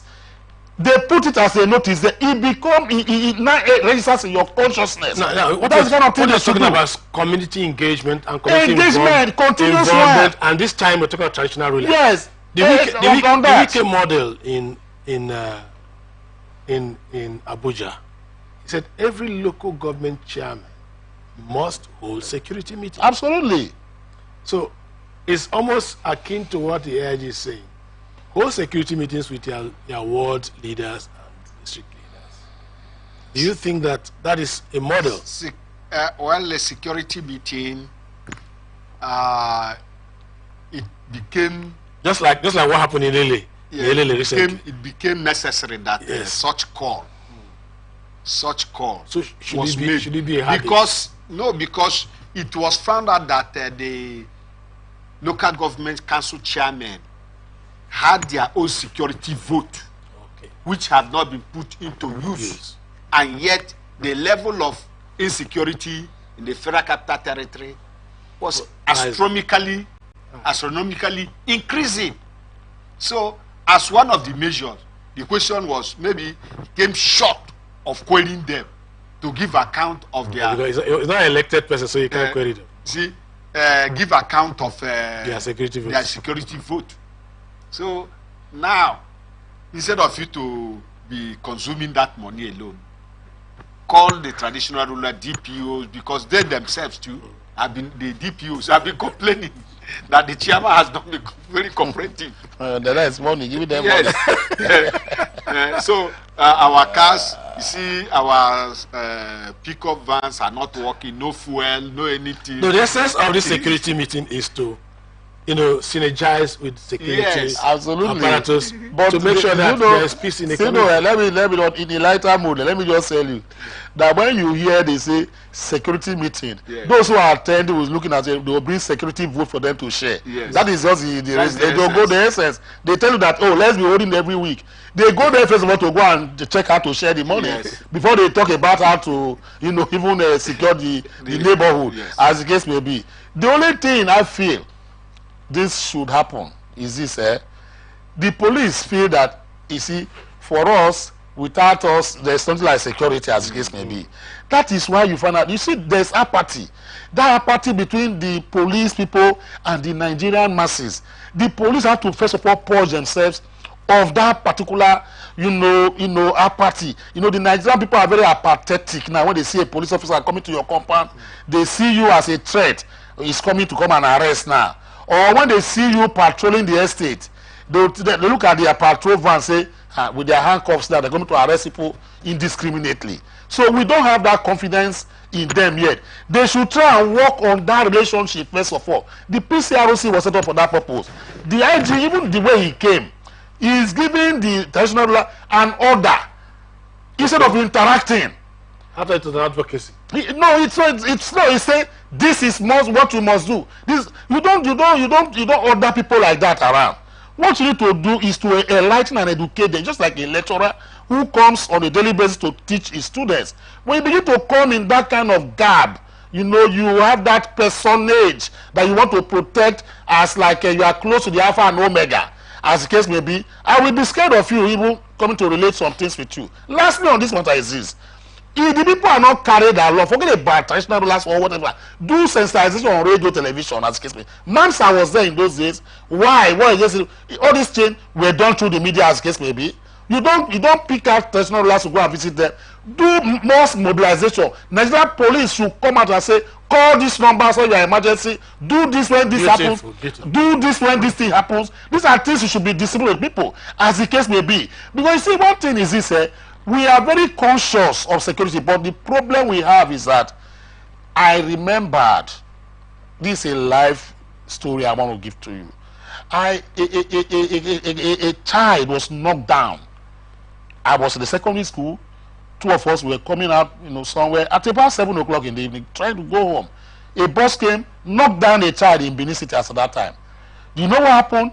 We pick up that child, trying to help the bus driver that knocked the child down, and we're to rush that child to the central hospital in Benin, as at that time. When we got to that specialist hospital in Benin, you know what happened? The doctors found out that the child was already gone. They said it brought him dead. We were about leaving. They said, no, we must go to the police. You understand the point? They said, we must go to the police. We wanted to say, look, we tried to help. Not that, look at the man that knocked the child down. We just saw what happened and we are trying to see if we can help the child. We blood on our... They said, no, they called in the police. The police had to come. They arrested all of us. Even when the driver said, I am the one that knocked this child down. These two boys just came. I beckoned on them when they saw this happen to help me because I cannot hold the child while driving. Police said no, that they call it, is it SUD? I don't know what they call, whatever. They placed charges on our heads. You have to make statement. We spent about a week at the station there where our parents, Week? yes, in Benin City, personal experience, I'm telling you. We spent about a week in the police station. Our parents, for trying to help. Our parents came, they were now soliciting for our bail. Then, and police, they had to pay them for us to go. We kept reporting at the station until what about the driver? The driver was detained for, I don't know for how long, but the parents of the child now later came, they settled or whatever. But it was a very harrowing experience for us. I still keep remembering it. Right. So that will make me distance myself. So when I see policemen around me, I just feel that they have this malevolent look, or people who want to commit crime, who want to beat me up right now, intimidate me. Want to incriminate. That's right. Whereas they ought to be my friends. Robber people came and attacked us in Port Harcourt sometime. We called and called and called. When they came in, they said, okay, how did they come here? Where did they? Before you know, they took us to go to station and go and begin to make statements. I don't understand. So if it's going to be like this, it's going to be very difficult for police. It is difficult. And Nigerian people to believe in them. They steal your car, steal your property, you go and make statements, start spending money. You start spending money. All right. The Olowu of Iwo, Olowu of Iwo, Oba Abdul Rashid Adewale Akambi has called on President Bola Tinubu to prioritize securing the lives and properties of Nigerians. The Oshun monarch also maintained that as a royal father, he was compelled to offer words of advice, laden with solutions. Because at this critical moment, Nigeria needed everyone to nip in the bud the recurrent kidnapping, banditry, and terrorism plaguing the nation.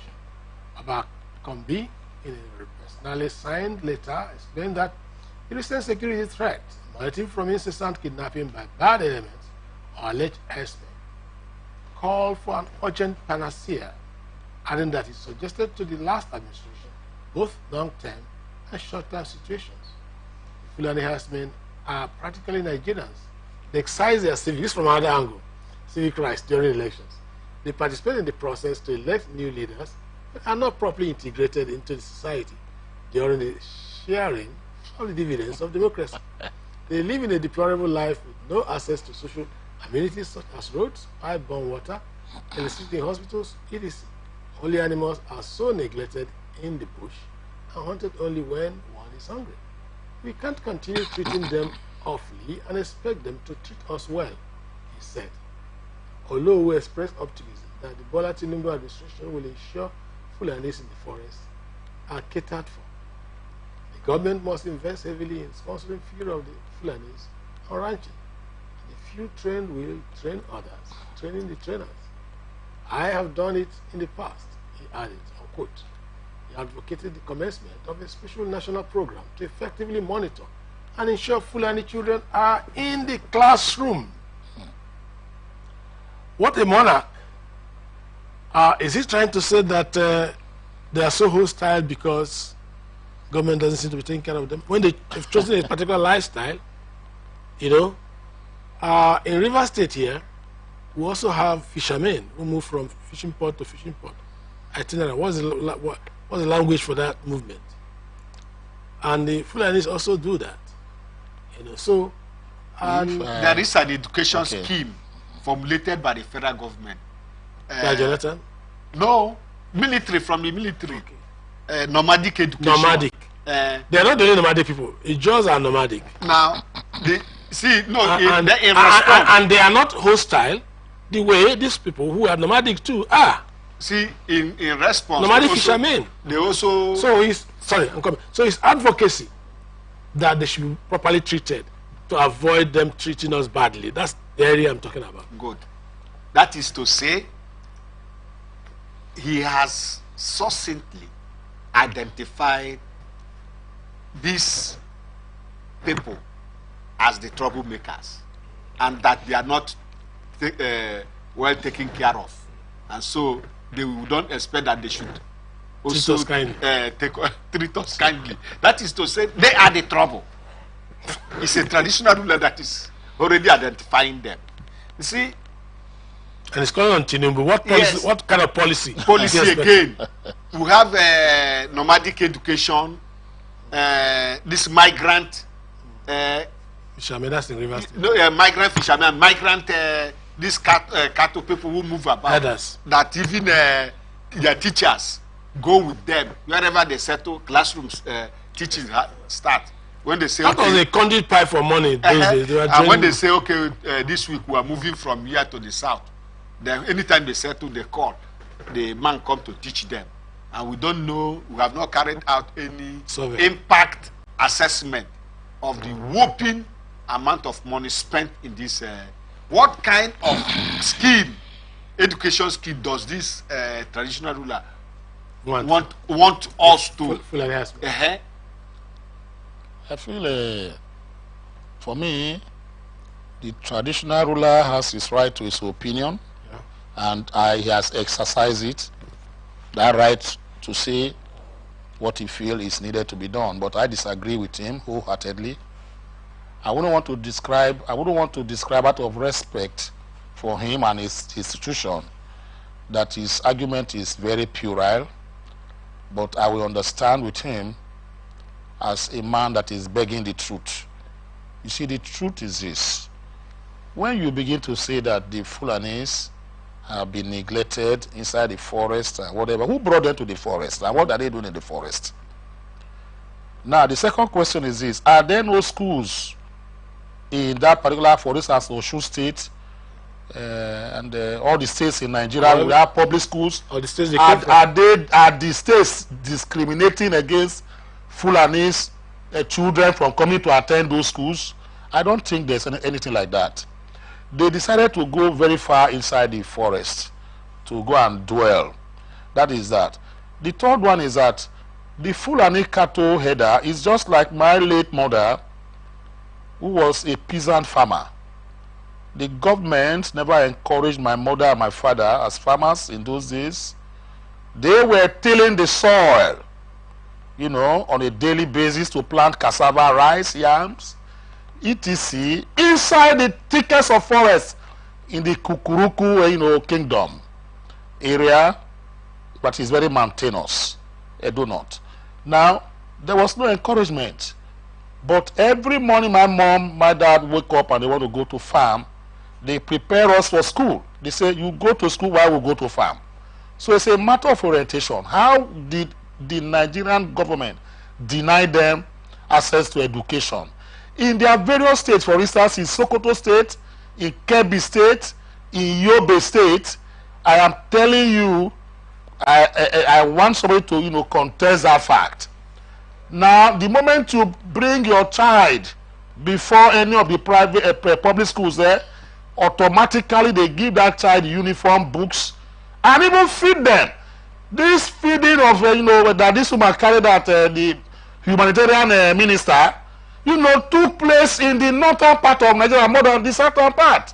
Children were being fed in the northern schools, public schools. I saw pictures of them, even down to Niger State. They were taken care of. And you have scholarship for them, whether they are Fulanis or whatever houses. Once you are brilliant and you come to school, the state government will give you scholarship. In law school in those days, the 5 Fulani young men from Sokoto that came to do the law school with me in my year time were on scholarship from the Sokoto state government. They were getting bursary every month.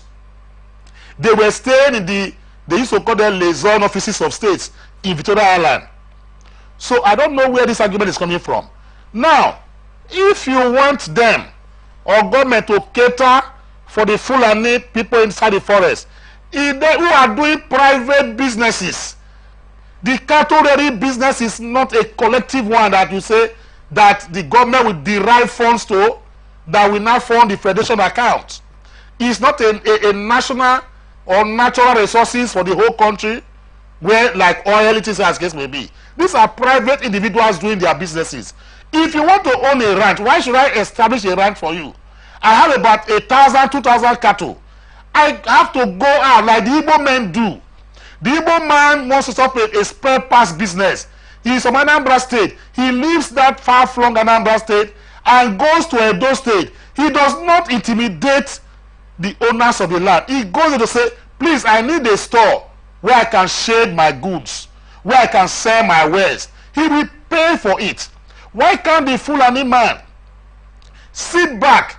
You want to come and rear or own a ranch in River State, for instance. That's not even a ranch. I'm not talking about disrupt people's farms. Yeah, you want to own a ranch. Why don't you meet people and say, I want to set up a ranch here in Elele. I need about 100 plus of land. You pay for it. Nobody is going to deny you access and say because you are full and they will not give you land. You pay for it. You conduct yourself according to the laws. Build your homes. Build your homes and children to attend schools. Why do you need to intimidate people? For instance, in Ikoku today as we have, it's an area that was set up for the Igbo traders to trade and sell spare parts. They don't intimidate the landowners. They come in there to pay them their rent, for the land that they are taking, and they do their business there. Government does not even aid them to do their whatever. They send their children to school. They don't have any help for the people. Is this Fulani a special breed of the Nigerian people? Whereas under the constitution we said all men are equal before this law and this constitution, that no man should have superior whatever over the other. Section 42 says you cannot and should not discriminate in whatever you want to do for me or against me because I have a particular race. Nobody should be given preferential treatment under the constitution because we are all Nigerians. Where lies these Fulanis that they say they must be given special status? Like the United Nations Security Council that 5 members will veto the powers of about 130 countries of the world. The traditional ruler must be very careful the way he is talking about all these things. He has to go back and rethink. He should not fire and maybe stoke this kind of very dangerous situation. What happens to the fishermen who are in the southern part of Nigeria? The migrant. If you look at those people that stay around, Ogoni land, Bayelsa, you go to creeks in Bayelsa, you see Nigerians who have been put in debilitating palpable hunger by extraction and exploitation of the so-called natural and national resource that is keeping us today, crude oil. They still manage, in spite of the fact that schools are not within their vicinity or precinct, they struggle to send their children to far-flung places to go and gain education. Where has the government, encouraged them, as the case may be? So it's a plural argument in my own take. Have they killed anybody? Have they killed anybody? These are things we should look at. Nigeria is a country that belongs to all of us. The Fulani should not begin to have, that kind of, hydra-headed, insubordination, an atrophy against Nigerians. We suffered on our own. It's very bitter for me to hear that a man of that caliber would need to begin to clamor for this kind of raising a sentiment that can create some problems. And that will also tell you that the other topic that was treated, AIG, putting confidence on traditional rulers, when like yesterday, the governor of Oyo State suspended the traditional ruler for so many things that was found. And so, when you now think that the traditional ruler holds solution, when they are accomplices, okay, that's your take. Yes, when they are nothing good, we are told, ever comes from Israel at that time. When you put your confidence in that, the suggestion made by this monarch, perhaps in his desire to have access to the president, after he has said he has said here that he organized something programs for the Fulanis in the forest. The president should maybe bring a chunk and hand over to him so that he can do that program. Do the program. What was the impact of the program we did earlier? So the country is not organized. The fact I say that this democracy, capitalist democracy, is not helping. It's not helping. Are we even capitalist? We're not even primitive accumulation. It's It's primitive accumulation. In fact, the people who are practicing it don't even understand. Pristine, very primitive. Yes, primitive accumulation. Because when we are told, we were in school, I remember the Professor Akes of this world and the Zimiri were telling us, well, Nigeria is going to some kind of capitalism, and all that, and started, giving us the impression that it's not pure capitalism. It's mercantilism. Exactly. This mercantilism where merchants, See? rule. So you look at it from this angle. The mentality, appointment, the politics of appointment. Even if you are a rich man in your district, you still want to be appointed into government because the pool called government is where the people pack and go. Who have to and you don't invest in anything. And the traditional rulers are not left out in this. Well, let's take on this. Let's. My last take on this is this. It has been suggested, this Fulani Herders crisis has a lot of panels were set up by various states to look at it.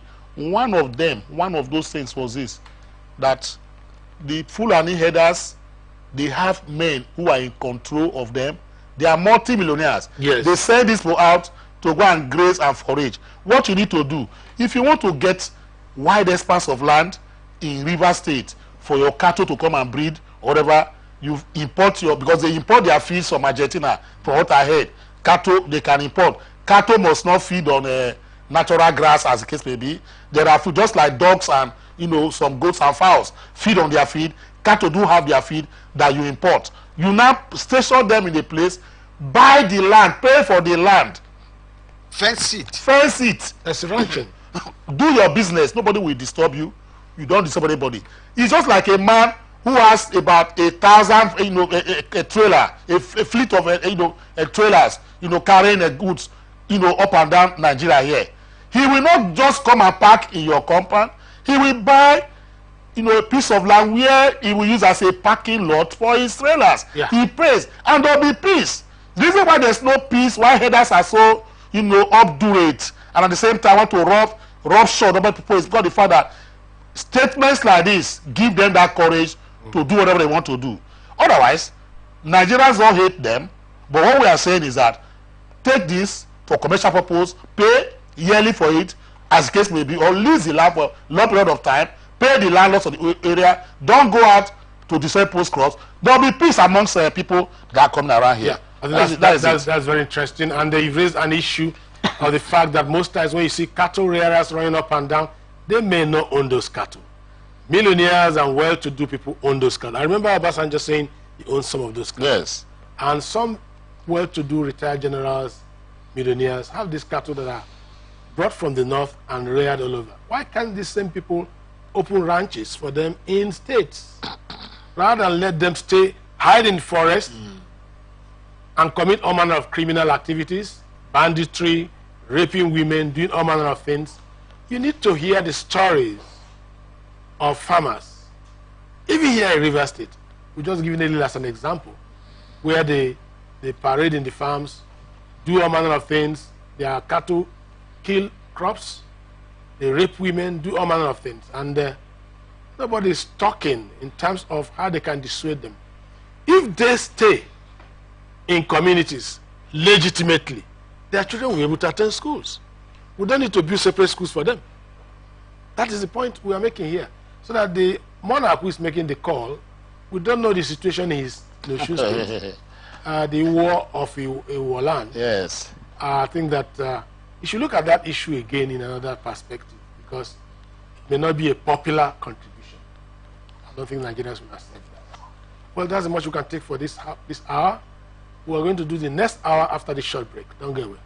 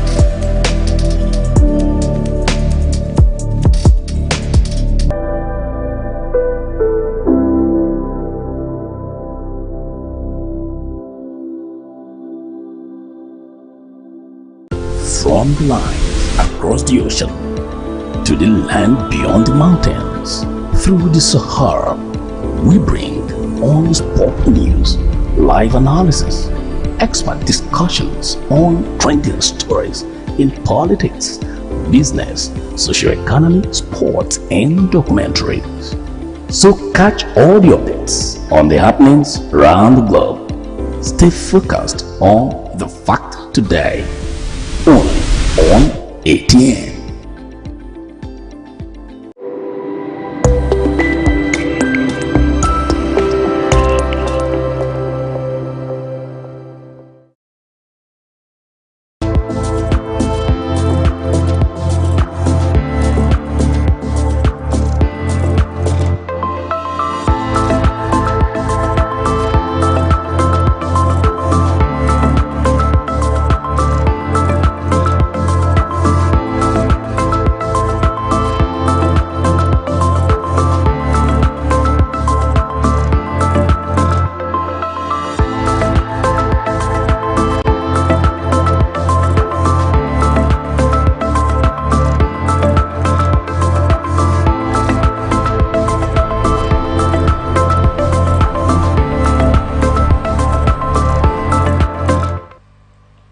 Well, we're looking at the lighter side of life, but even though serious, away from security. An Ogudu Magistrate Court on Friday remanded a man, Mohammed Isiaka, for allegedly defiling a 3-year-old girl in Lagos. I said, M.O. Tanimola, or that 48-year-old Isiaka, be kept at the Creek Custodian Facility, pending advice from the State Director of Public Prosecutions. The court did not take the plea of the defendant. Tanimola adjourned the case until March 1 for mention. The prosecutor, Inspector Danjo Perezi, told the court that the defendant committed the offense on January 25 on Adebimpe Street, Kosofe, Mile 12, Ketu, Lagos State. Perezi submitted that the defendant defiled the toddler by using his finger to penetrate her privates. According to the child's mother, on that fateful day, the defendant brought the child to her from her friend's place. She was bathing her daughter and discovered bloodstains on her vagina. The defendant told her not to escalate the matter and said he would give her a sum of 20,000 naira. The prosecutor said the alleged offense contravened Section 137 of the Criminal Law of Lagos State, 2015. This matter borders on family and issue of domestic crime. And of course, lawyers will put it better. I just spoke like a journalist. A journalist. I'm a journalist. Yeah. All right, so it's a very serious matter. Yeah. Well, you see, issues of this nature, defilement and rape, are issues that, apart from the moralistic angle, is also a legal angle that is very serious. Defilement is something that happens to a child that is below the age of 10, 11, or thereabout, as the case may be, because those people do not have control over themselves and emotions. So a man might call like this, the victim here is a 3-year-old kid. I wonder why somebody should, go there and begin to do what he did to that young child. I don't know the kind of urge. I believe it's demonic. And the law frowns very seriously, at defilement. I'm very sure that is the reason why the magistrate was so vexed, in her innermost, that she did not even allow, the defendant to take his plea, even when the charges, were preferred before her and the defendant.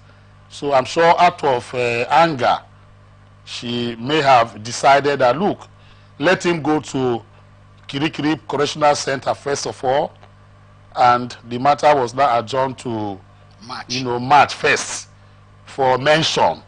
You understand? And I hope she will allow, for them to talk about bail, for the defendant. Yeah. Now because that's under the law. So let's look at the causative factors, because you've just talked about the legal aspect. Yes. Because it's a family, an activity that threatens family. Defilement is when it's an underage. Rape is when somebody is big, right? That's a legal, absolutely. That's legal implication. Yes. Now, let's look at the causative factors. Why do we have this? And what should parents do to protect their younger ones, their children, from this kind of behavior? She discovered that this happened to her child while she was beating her child. Well, let's talk like family men now. Yes, you see, speaking stricto sensu, there is serious laxity. People, in the name of pursuing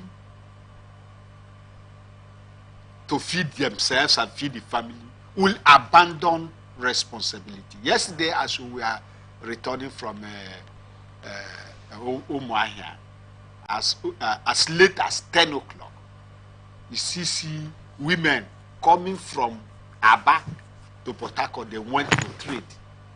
Now the question is, who took care of their family from the morning time they left till that 10 o'clock they are returning? In the excuse of chasing money to feed their family. And predators are hiding. And two, the situation is such that, like what was said for those of us who read the Bible in Revelation, that woman, that war, that period of war, where everything will be incensed in men, that is the time we are. The level of such criminal acts, depravity, such moral depravity has increased. This one is reported. You have litany of such cases that are not reported at all. In some society, it is just part of the. It's okay. He was going to give the woman 20,000. 20,000. 20,000 naira. Perhaps not realizing. Talk about it. In fact, I think it is coded as a felony. That's right. That's right. Yes. It's a very serious offense. It's a very serious offense. It's very serious. Yes. He might do get a life imprisonment. Lagos. Yes. Lagos especially. See, the thing is that people must come back to reality. Now you are chasing money. Your child is being defied. Now you return to bath, assuming that she was so weak and maybe refused to bath the child at that time. They went to the bed. They wouldn't observe anything. Some mothers will even be careless. Say, what happened? Yes. What is this? Oh, and the person take 20,000. Yeah, it's okay. It's all right. We hear these things. These things are, after all, most of us are victims like that, and it goes. Some people will even tell you that if it is a crime here, why is it not a crime up north, where a traditional ruler of 80-something years will still stoop so low as to marry a girl of 12 years, underage? Such questions, no, former Zamfara State Governor Ahmed Yerima. Yerima did something. 13 years. Yes, did something that that stirred the nation. So the laxity is becoming so unprecedented that we have to come back. Now these credit snatchers are all over the place, and one begin to wonder. That's why I was talking about causative. One begin to wonder what motivates this kind of depravity, this kind of morass, as I always say, of decaying values among the men. You're talking about rape. That's the kind of violent behavior. Then you have another type, defilement, taking advantage of a baby, using your fingers. What manner of behavior is that? And how can society control such urge?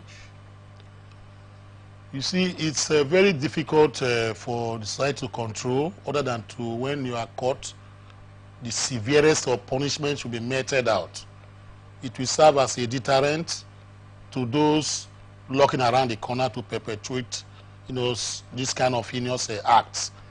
But the reason why most men go into this is what science has not been able to reveal to me. And, we have tried to see if we can evaluate and find out why men, crave for these kind of situations. I found out that there is what we call, is it a pedophile, or what I call them? Pedophiles, yes. As the case may be. One is the invention of the social media and the internet. I have seen where teen videos of pornography, was displayed on a free, website, in the internet, space. A lot of people go in there to watch, kids. They call them, there's a name they call those things. They go in there and they maybe satisfy their urge. And when they get out of that place, they want to see if they can test what they watch out in those, pornographic films. In those days, pornography, materials were referred to as adults. They used to put it adults. Yes, but these days, only adults. When babies are when babies are the subject. Yes, but you find that babies now are not the subjects, etc., as the case may be. So a lot of men, the Bible, some pastors said, is demonic. Maybe the man is possessed. Some will say it's a curse, from the lineage or from the village. It's a curse that was placed on them, by a particular deity, that they are going to disgrace themselves one way or another, whenever they go to society. Apart from those, I have not been able to decipher or get an instruction. What could be responsible? From. That is, yes, that's what I'm saying. Picking from, picking from 58-year-old man. No, picking from what at the time it was rampant in South Africa, and they went into research. 3 years. The HIV thing. Yeah. Yes, I was there. Say if you involve yourself with all those women, small girls of first, second, and it's a kind of ritual. There was ritualistic. So belief, traditional belief, would also be responsible. It's really responsible. Some people still believe up to today that if they see all these mad women on the road, pregnant them, that their situation will change. And they will get become money. wealthy. And why some people think that, okay, if you do this, some problems will abate. So it is, and the churches have not been able, for example, whose responsibility it is to steer the moral standard in the society. They themselves are involved. You hear stories of pastors involved in one thing or the other. So there is no place you can lay hands on. But to say that the time when we are told will come, that all these things will come to the highest height, and okay, that's religious Pastor Dr. Abraham. Yes. Well, I think that it's a very serious matter. It's serious, very serious. We were very, very curious why this is still happening. Let's go back to the political story before we now come down to very light issues again, and that has to do with entertainment and lifestyle. Now, People's Democratic Party presidential candidate Atiku Abubakar has accused President Bola Tinubu of forcefully taking control of finances of the Nigerian National Petroleum Company Limited, NNPCL. Atiku said Tinubu wrested NNPCL finances and donated to the federal government of the Ministry of Finance and the Central Bank of Nigeria. Posting on his X Friday, he insisted that Tinubu's action has no ethical or legal basis because it violates the principles of due process. According to Atiku, by this order, Mr. President has wrested control of the finances of the NNPCL and donated the same to the Federal Ministry of Finance and the Central Bank of Nigeria. This, unquote, is an unprecedented act without any legal or ethical basis It's also a violation of the principle of due process in public administration. State-owned enterprises are not subject to such arbitrary orders and have full control over their finances within the confines of their respective establishment laws. Quote, an NPC is the creation of the Petroleum Act 2021 PIA, which was signed into law by the President of the Federal Republic of Nigeria on 16 August 2021. The PIA makes extensive provisions for the formation, structure, governance, and operation of the NPCL as an independent limited liability company in section 53 to 65 of the Act.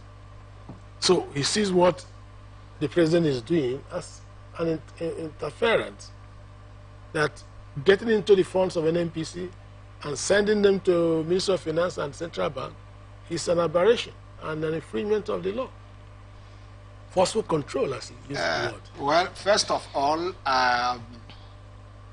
let me note that it is nice that Atiku is still in the country after the election. If not, the practice is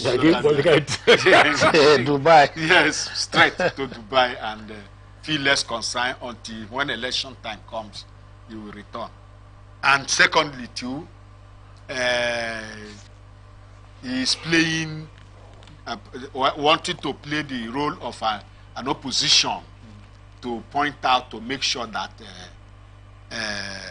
issues are strengthened. But however, I may wish to disagree with him on this issue. We had an NNPC that remained unaccountable. In fact, at a time, NNPC entered into road construction and we are paying contractors, abandoned their responsibility. As at now, NNPC cannot even tell you how many barrels of oil that is sold and how much.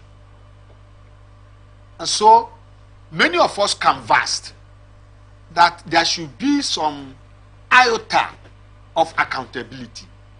So, who supervises this? It's monetary affair. The money belongs to all of us. If you find out that NNPC is not doing, subject them to a greater authority that will wake them up. And if it is CBN and Ministry of Finance that had earlier complained that they don't know what is happening in NNPC because the government, the federal government, did not allow Ministry of Finance and the Central Bank to look into what they are doing. That they just anything NNPC brings to them and they take. Now look at this issue. Forceful control. Taking what belongs to an NPC that is supposed to be self-accounting. Well, now there's a limited liability company to Ministry of Finance and Central Bank. Is there any veracity in that accusation? Subject to the so-called standards. I don't know. Even if there is, I will follow the quotes of one-time British Prime Minister Margaret Thatcher. He said, because there is deregulation, does not mean that the government cannot regulate. Okay. Because the PIA gives absolute or near absolute powers to NNPC to operate, does not mean that the government cannot regulate, or maybe, participate and shape it in order. Like my colleague here rightly said, the NNPC became a behemoth. It became a wasteful, corporation that they could not account for production and even monies realized from trade in oil to Nigeria, and they could not. I heard that they contributed nothing to the Federation account, as the case may be, for some years. So now for the president to look at it and wrestled not all the powers, but some of the powers, from them, and now place them under CBN and the Minister of Finance, it means that the president wants to, yes, the particular sector has been deregulated, but to want to regulate it, and which is in line with the laissez-faire, tactics and issues of the great Prime Minister of Britain, Margaret Thatcher, at that time. So deregulation, yes, but you still have to regulate and monitor how this goes. Maybe this, lack of monitoring was why that NNPC became a wayward entity. It became a corporation of debauchery. People go there, celebrate and enjoy their lives, the way they want to do, doing nothing and contributing nothing to how Nigeria economy should be strong and whatever as the case may be. Even you look at Aramco, the Saudi company as the case may be, the company as limited has about 95% control, but the state of Saudi Arabia has about 5% or 0 point something percent, leverage, within which to whip it into line in case they are going. All corporations in the world, I believe, these kind of situations will take place. So for Atiku Abubakar, yes, you are acting the opposition. When you act the opposition, it's not by shouting on rooftops. You can test this particular situation in court.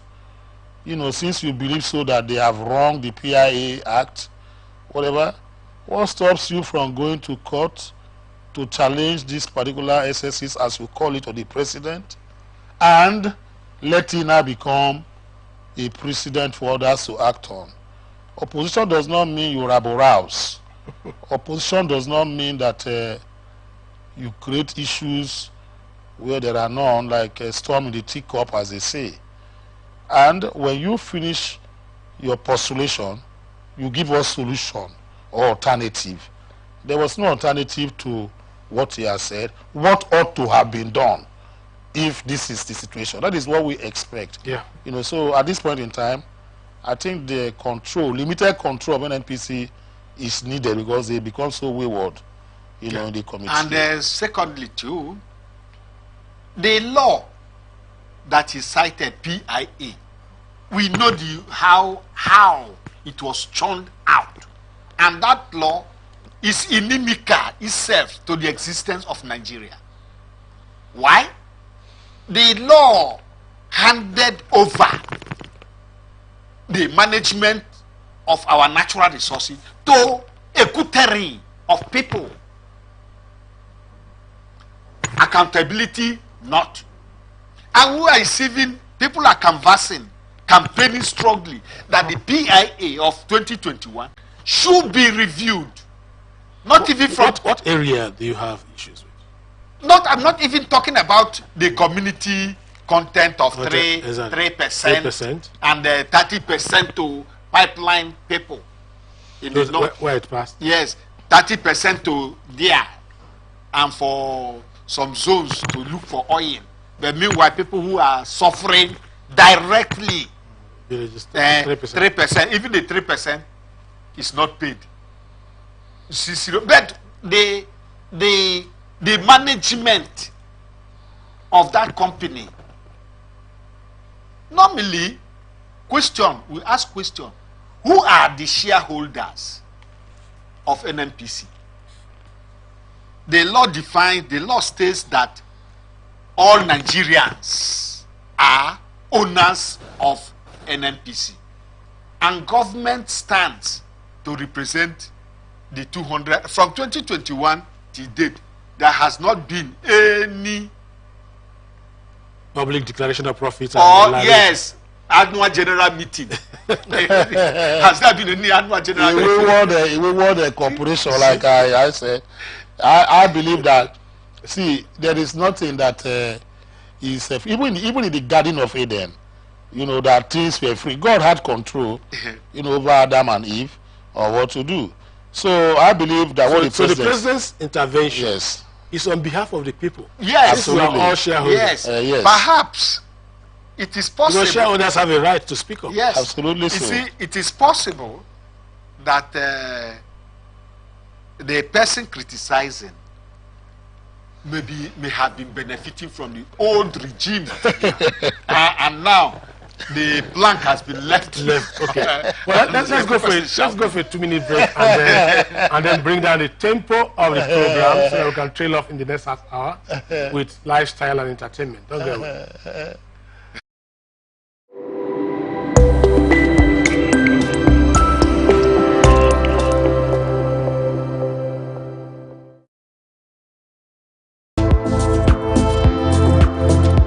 From the line across the ocean to the land beyond the mountains, through the Sahara, we bring on sport news, live analysis, expert discussions on trending stories in politics, business, socio-economy, sports, and documentaries. So catch all the updates on the happenings around the globe. Stay focused on the fact today. Only on ATN.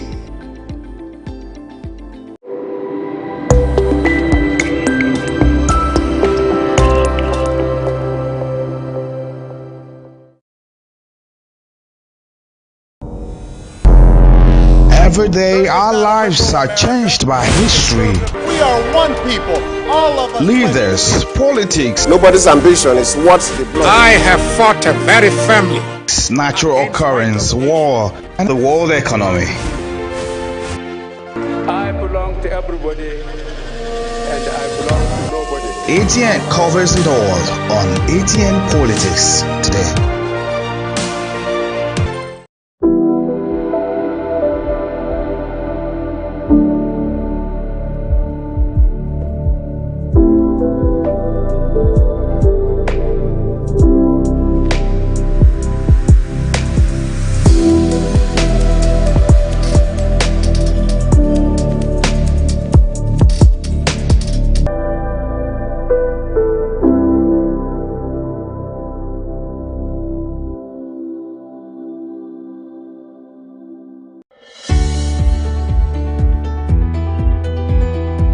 People into the country illegally. That is amazing. Honorable You human on the point of order.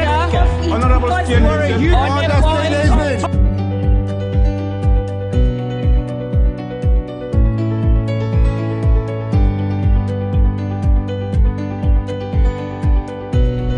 on them. They are not picking our calls. They made up their mind.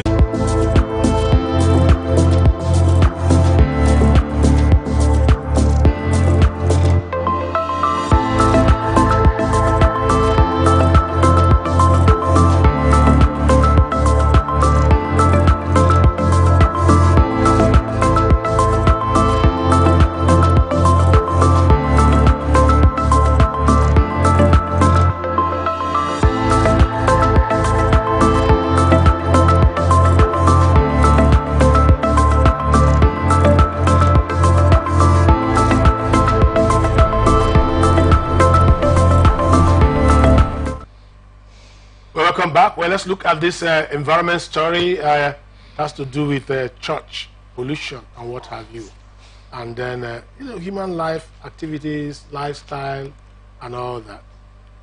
The Oyo State government has sealed a new generation church at Golden Estate, Oluyole, Ibadan. The state capital, the state government said the church was sealed over noise pollution. Noted that the action was taken against a branch of Christ Life Church in the area after several unresolved steps taken by the Ministry of Environment and Natural Resources to mediate among the complainants, residents of the church management. Commissioner of Environment and Natural Resources, architect Abdullah Mojid Mobonjubola said this on Friday. He added that the state government was left with no other option but to seal the church premises to avert preventable escalations of brewing tensions between the residents and the church on Sunday.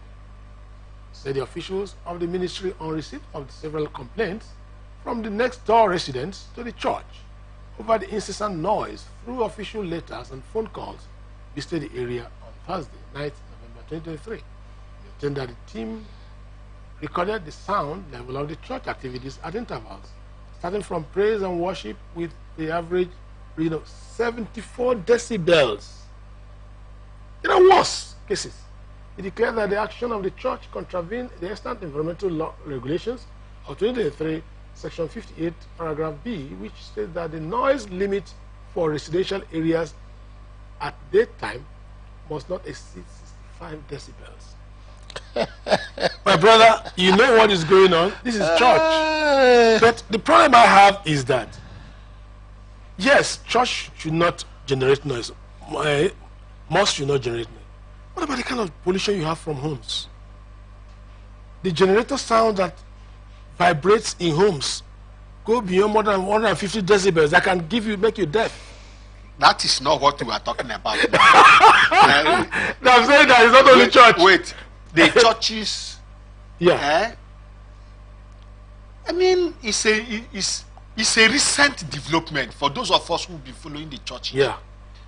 The mountain of loudspeaker outside is a recent development. Yeah. Perhaps, just like the Hausa man will go to Mecca and come back with Al-Haji, the Christian will go to Jerusalem and say he's JP.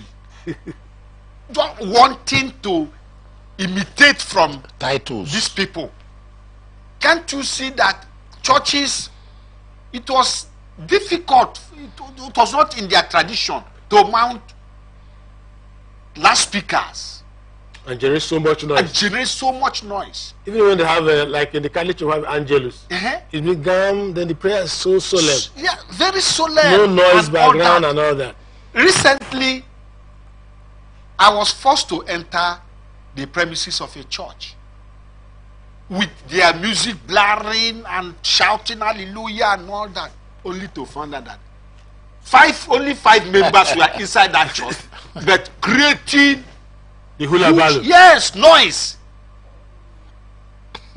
You can see people go to this other George Road.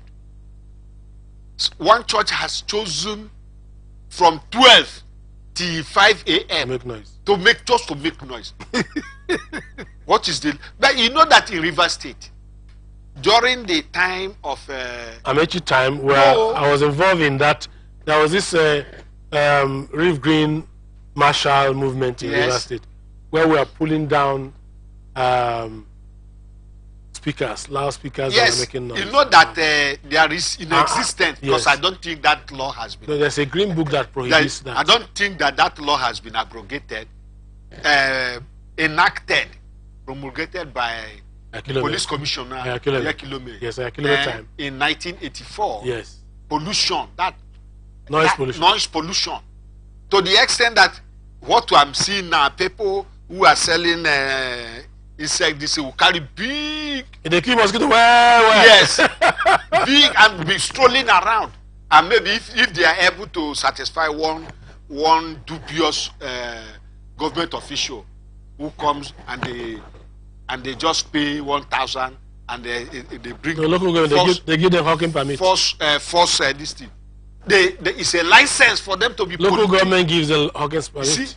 They see it as a license to commit this crime.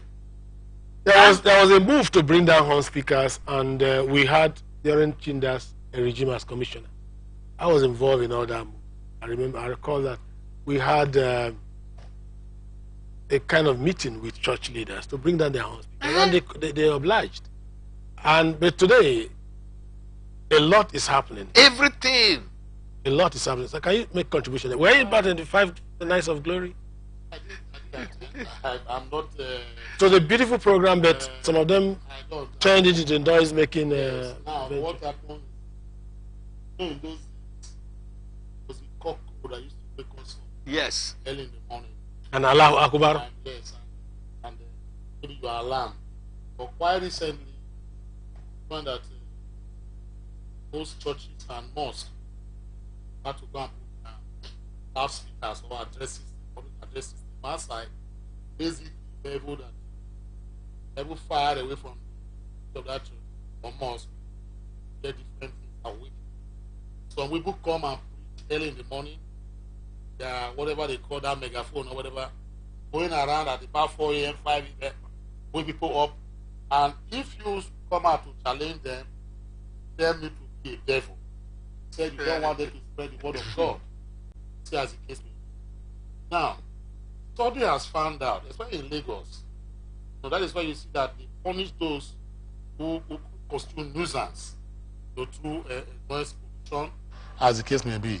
Study, came in from Lagos that says that about 860,000 Nigerians are deaf. Not that they are naturally deaf, but because of noise pollution in the environment, they can't hear properly. Now, I now found that is true. When you are walking on the street, somebody will making a phone call is shouting. Yes, I cannot hear you. What are you saying? Is shouting. You know why? Because the person's eardrums or whatever, the timber membrane has gone, bad. So the person can no longer hear you well because he's used to noise outside when he goes. Even in my office, I tell you that at times I'll be making calls in my office. Some people ask me, are you on the road? I say, no, I'm not on the road. What is happening? Because a shop owner who owns a record, what's they call this, when they buy these VCDs or CDs or whatever, we bring his speakers out and begin to play and disturb me in my office. I cannot, if I go there and say, I rented the place etc. When you mean to tell you about the law, you say, take me to court. Same thing with the church people. Now, if you look at what is going on, in every nook and cranny of, Port Harcourt, you must see churches there. It's like they are competing for space, competing for followership, competing for money, and there's no problem everything. We don't have no problem with that. I told somebody the other day, I said, do you know that instead of you coming here to shout on a daily basis, you can, through the social media, send your messages of gospel to people. You will reach more millions than you coming out manually to come and disturb us in the morning, as the case may be. If you feel that you have not preached enough, or people have not heard you so much in your church on a Sunday, or when you have a program, then you know that the people are no longer interested in what you are preaching. So you have to re-strategize. That is number one. The second one is this. I've been to a church where they said they have a public address system that can address the church, but they want, speakers to be mounted outside of the church so that the people will hear the gospel of the Lord, etc. as the case may be. And truly, before you knew, money came out. They bought, high decibel loudspeakers, which they mounted, on top of the roof of the church, and from morning till night, so I don't know, they just they slot in the cassette, and the man goes away and leaves that place. It will play for the next 6 hours.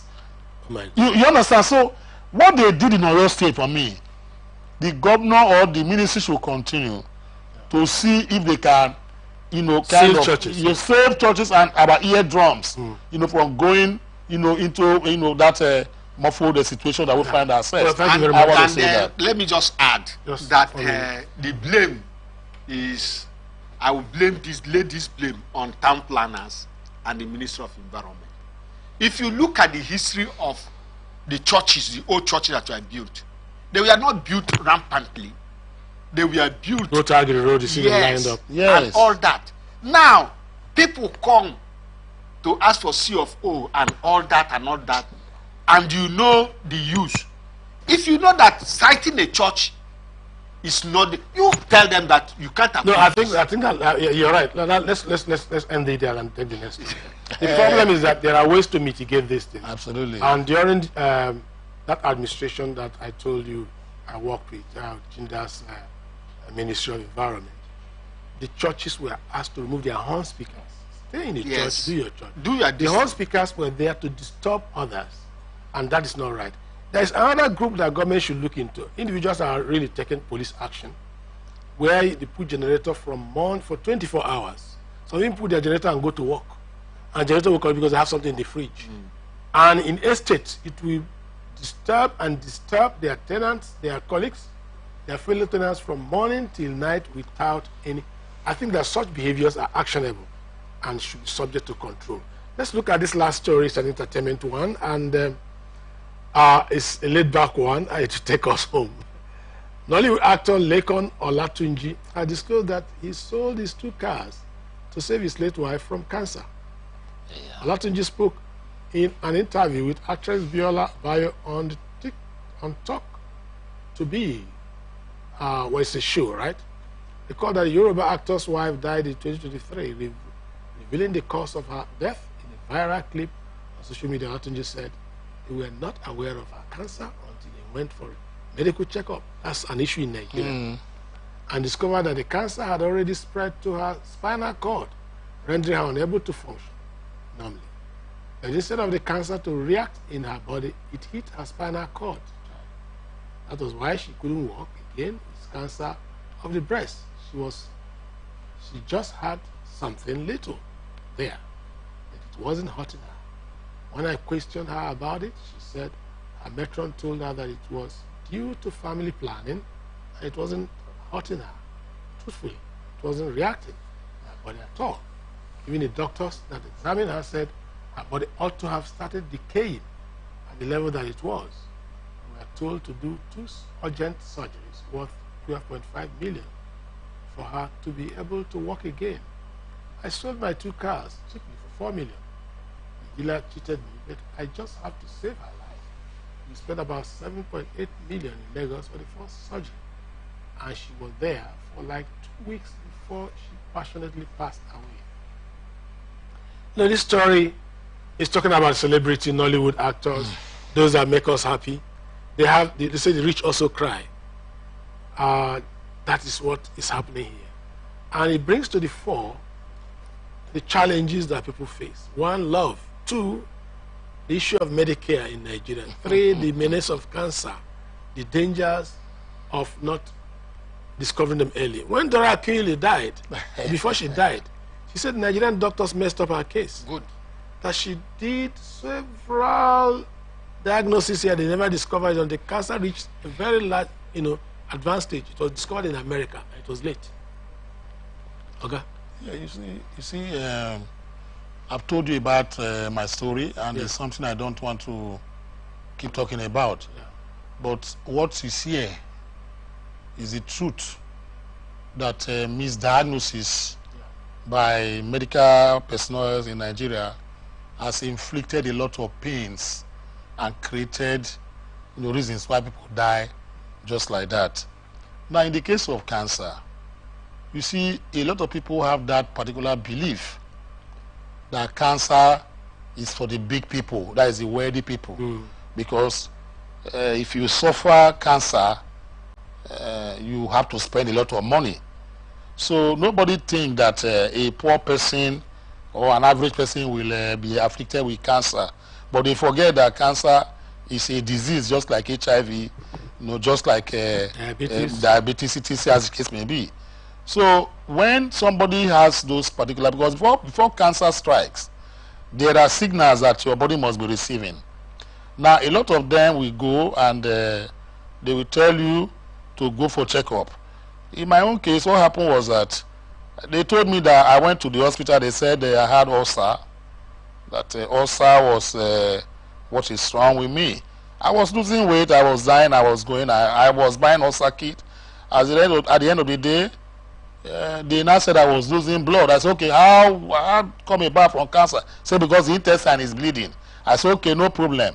Other medications started, but they were not working until we had to do what they call an endoscopy that involve colonoscopy. These are delicate medical checks up that you have to do, and very expensive too. If you don't, even if you are very wealthy, if you are afflicted with cancer, in fact, you might spend the whole of your earnings on it and even sell more to take care of it. I have a friend or a man I counseled the other day. He lives in Banana Island. You understand? On a monthly basis, he has to travel to the UK to go and do chemotherapy and come back, because he was given about 12 sessions of chemotherapy for him to do, within that many months, as the case may be. If that man didn't have money, by now it would have been gone. Because in Nigeria here, let me tell you that, chemotherapy, cocktail, very, very expensive, and you cannot even get them. So, like what happened to this lady now, I could feel how the husband and the family, were feeling before she passed on. One is because of the fact that you love your wife, you love your husband, but you on a daily basis you are looking at her dying. That is the most traumatic, experience anybody will have. Especially ladies with breast cancer. You see, when you go to a cancer screening center in UPTH, you're going to see sorry sights that will make you want to cry, as the case may be. Right. So Nigeria will have to do something about it. The aspect I want to talk about is, please, why can't the government of Nigeria make cancer treatment less expensive? Well, in River State here, the former governor was building a cancer center. What is happening to Nigeria? That was commissioned. Commission. They call it Peter Odili. But however, the first thing first is that our medical treatment of the cancer disease should be up. You see, that I take seriously the case of my late friend, Chief Ganifa Weini. He has been going to the hospital, spending money on Nigerians until he went to London. And the doctor, they shouted, "Chief, what happened? Why did you not come earlier?" And he said he's been going, look at all this. Said, no. Then they told him, "Chief, prepare for the worst." And when they told him, Chief Ganifa shed tears.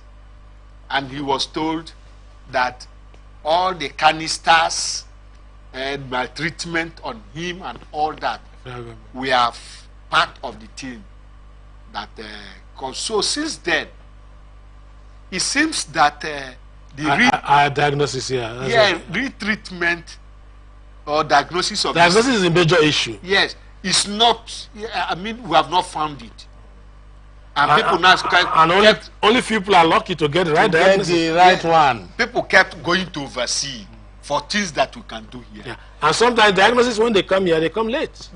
But my problem is, just 1 minute because we're off, I'm almost down, is the point that government doesn't seem to be very serious. There's some individuals, the NGOs are trying. Recently, Governor Wiki came with this cancer, delay, and it was going to be PPP, public-private sector partnership or whatever. And some Caucasians were interested. I don't know which part of the world. Some Caucasians were interested in partnering with River State government. But that is just one move. Do you know that the cancer, supposed healing industry is a multi-billion-dollar industry. Exactly. Most of the equipment you have, most of the equipment you have in UPTH, some of the consultants you have in government hospitals have their private clinics that they take people to. Yes. Because they know that to get those treatments, do you know how much it is to get a cocktail of chemotherapy, whatever. You might not even have them in Nigeria here. They'll tell you they have those who import those milligrams to you, from UK, and it's the consultants who will now inflate the price. Say the dollar has gone up, it's 1,000 plus now. So you are going to buy 3 milligrams for about 1.5 million naira. How many people can afford that? So government has to intervene, but the government people are so wicked because they know that once one of them is afflicted, they run abroad to go and get treatment. That's why they abandon this well, thank you very much. I think that government intervention is very important. Early warning signals should be noted. People should get diagnosis and ensure that they follow strictly. But before then, our lifestyle is very important. This segment, this is entertainment and lifestyle. What kind of lifestyle do we have? Though I know that some people said that there is something that you are forced into, even if you're not a smoker, you're a third-party smoker or a second-party smoker. And so you inhale the smoke of others. They have environmental pollution. You work in industries, hazards. You work in places where radiation is so much. And these are environmentally induced, factors. But there are also lifestyles that we live that may be detrimental to our health and may lead to cancer. So I think that we're better warned. And of course, in Morrison Communication last time we conducted some tests, brought an NGO that came looking at conducting tests on breast cancer and what have you. NGO should also champion this because that's what you give back to the society. That's much we can take on today's program, Atlantic Television Network. Atlantic Television Network Saturday, your magazine program.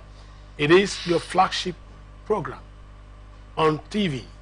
Thank you very much, sir, for coming. Thank you for inviting me. And thank you for sharing your experience to people so that they will understand that we need. Because when you survive cancer attack, it's like resurrecting from death. And such experience is something that we should share. But thank you very much, the doc himself, for coming. Thank you. You're very wonderful, Dr. Kiri and Barrister Adams. When I have them in the studio, I feel like jumping out of my skin. My name is Brown Woke. Well, of course, I'm sure you'll join us on our all social media platforms. Next on our menu is sports. Don't get away.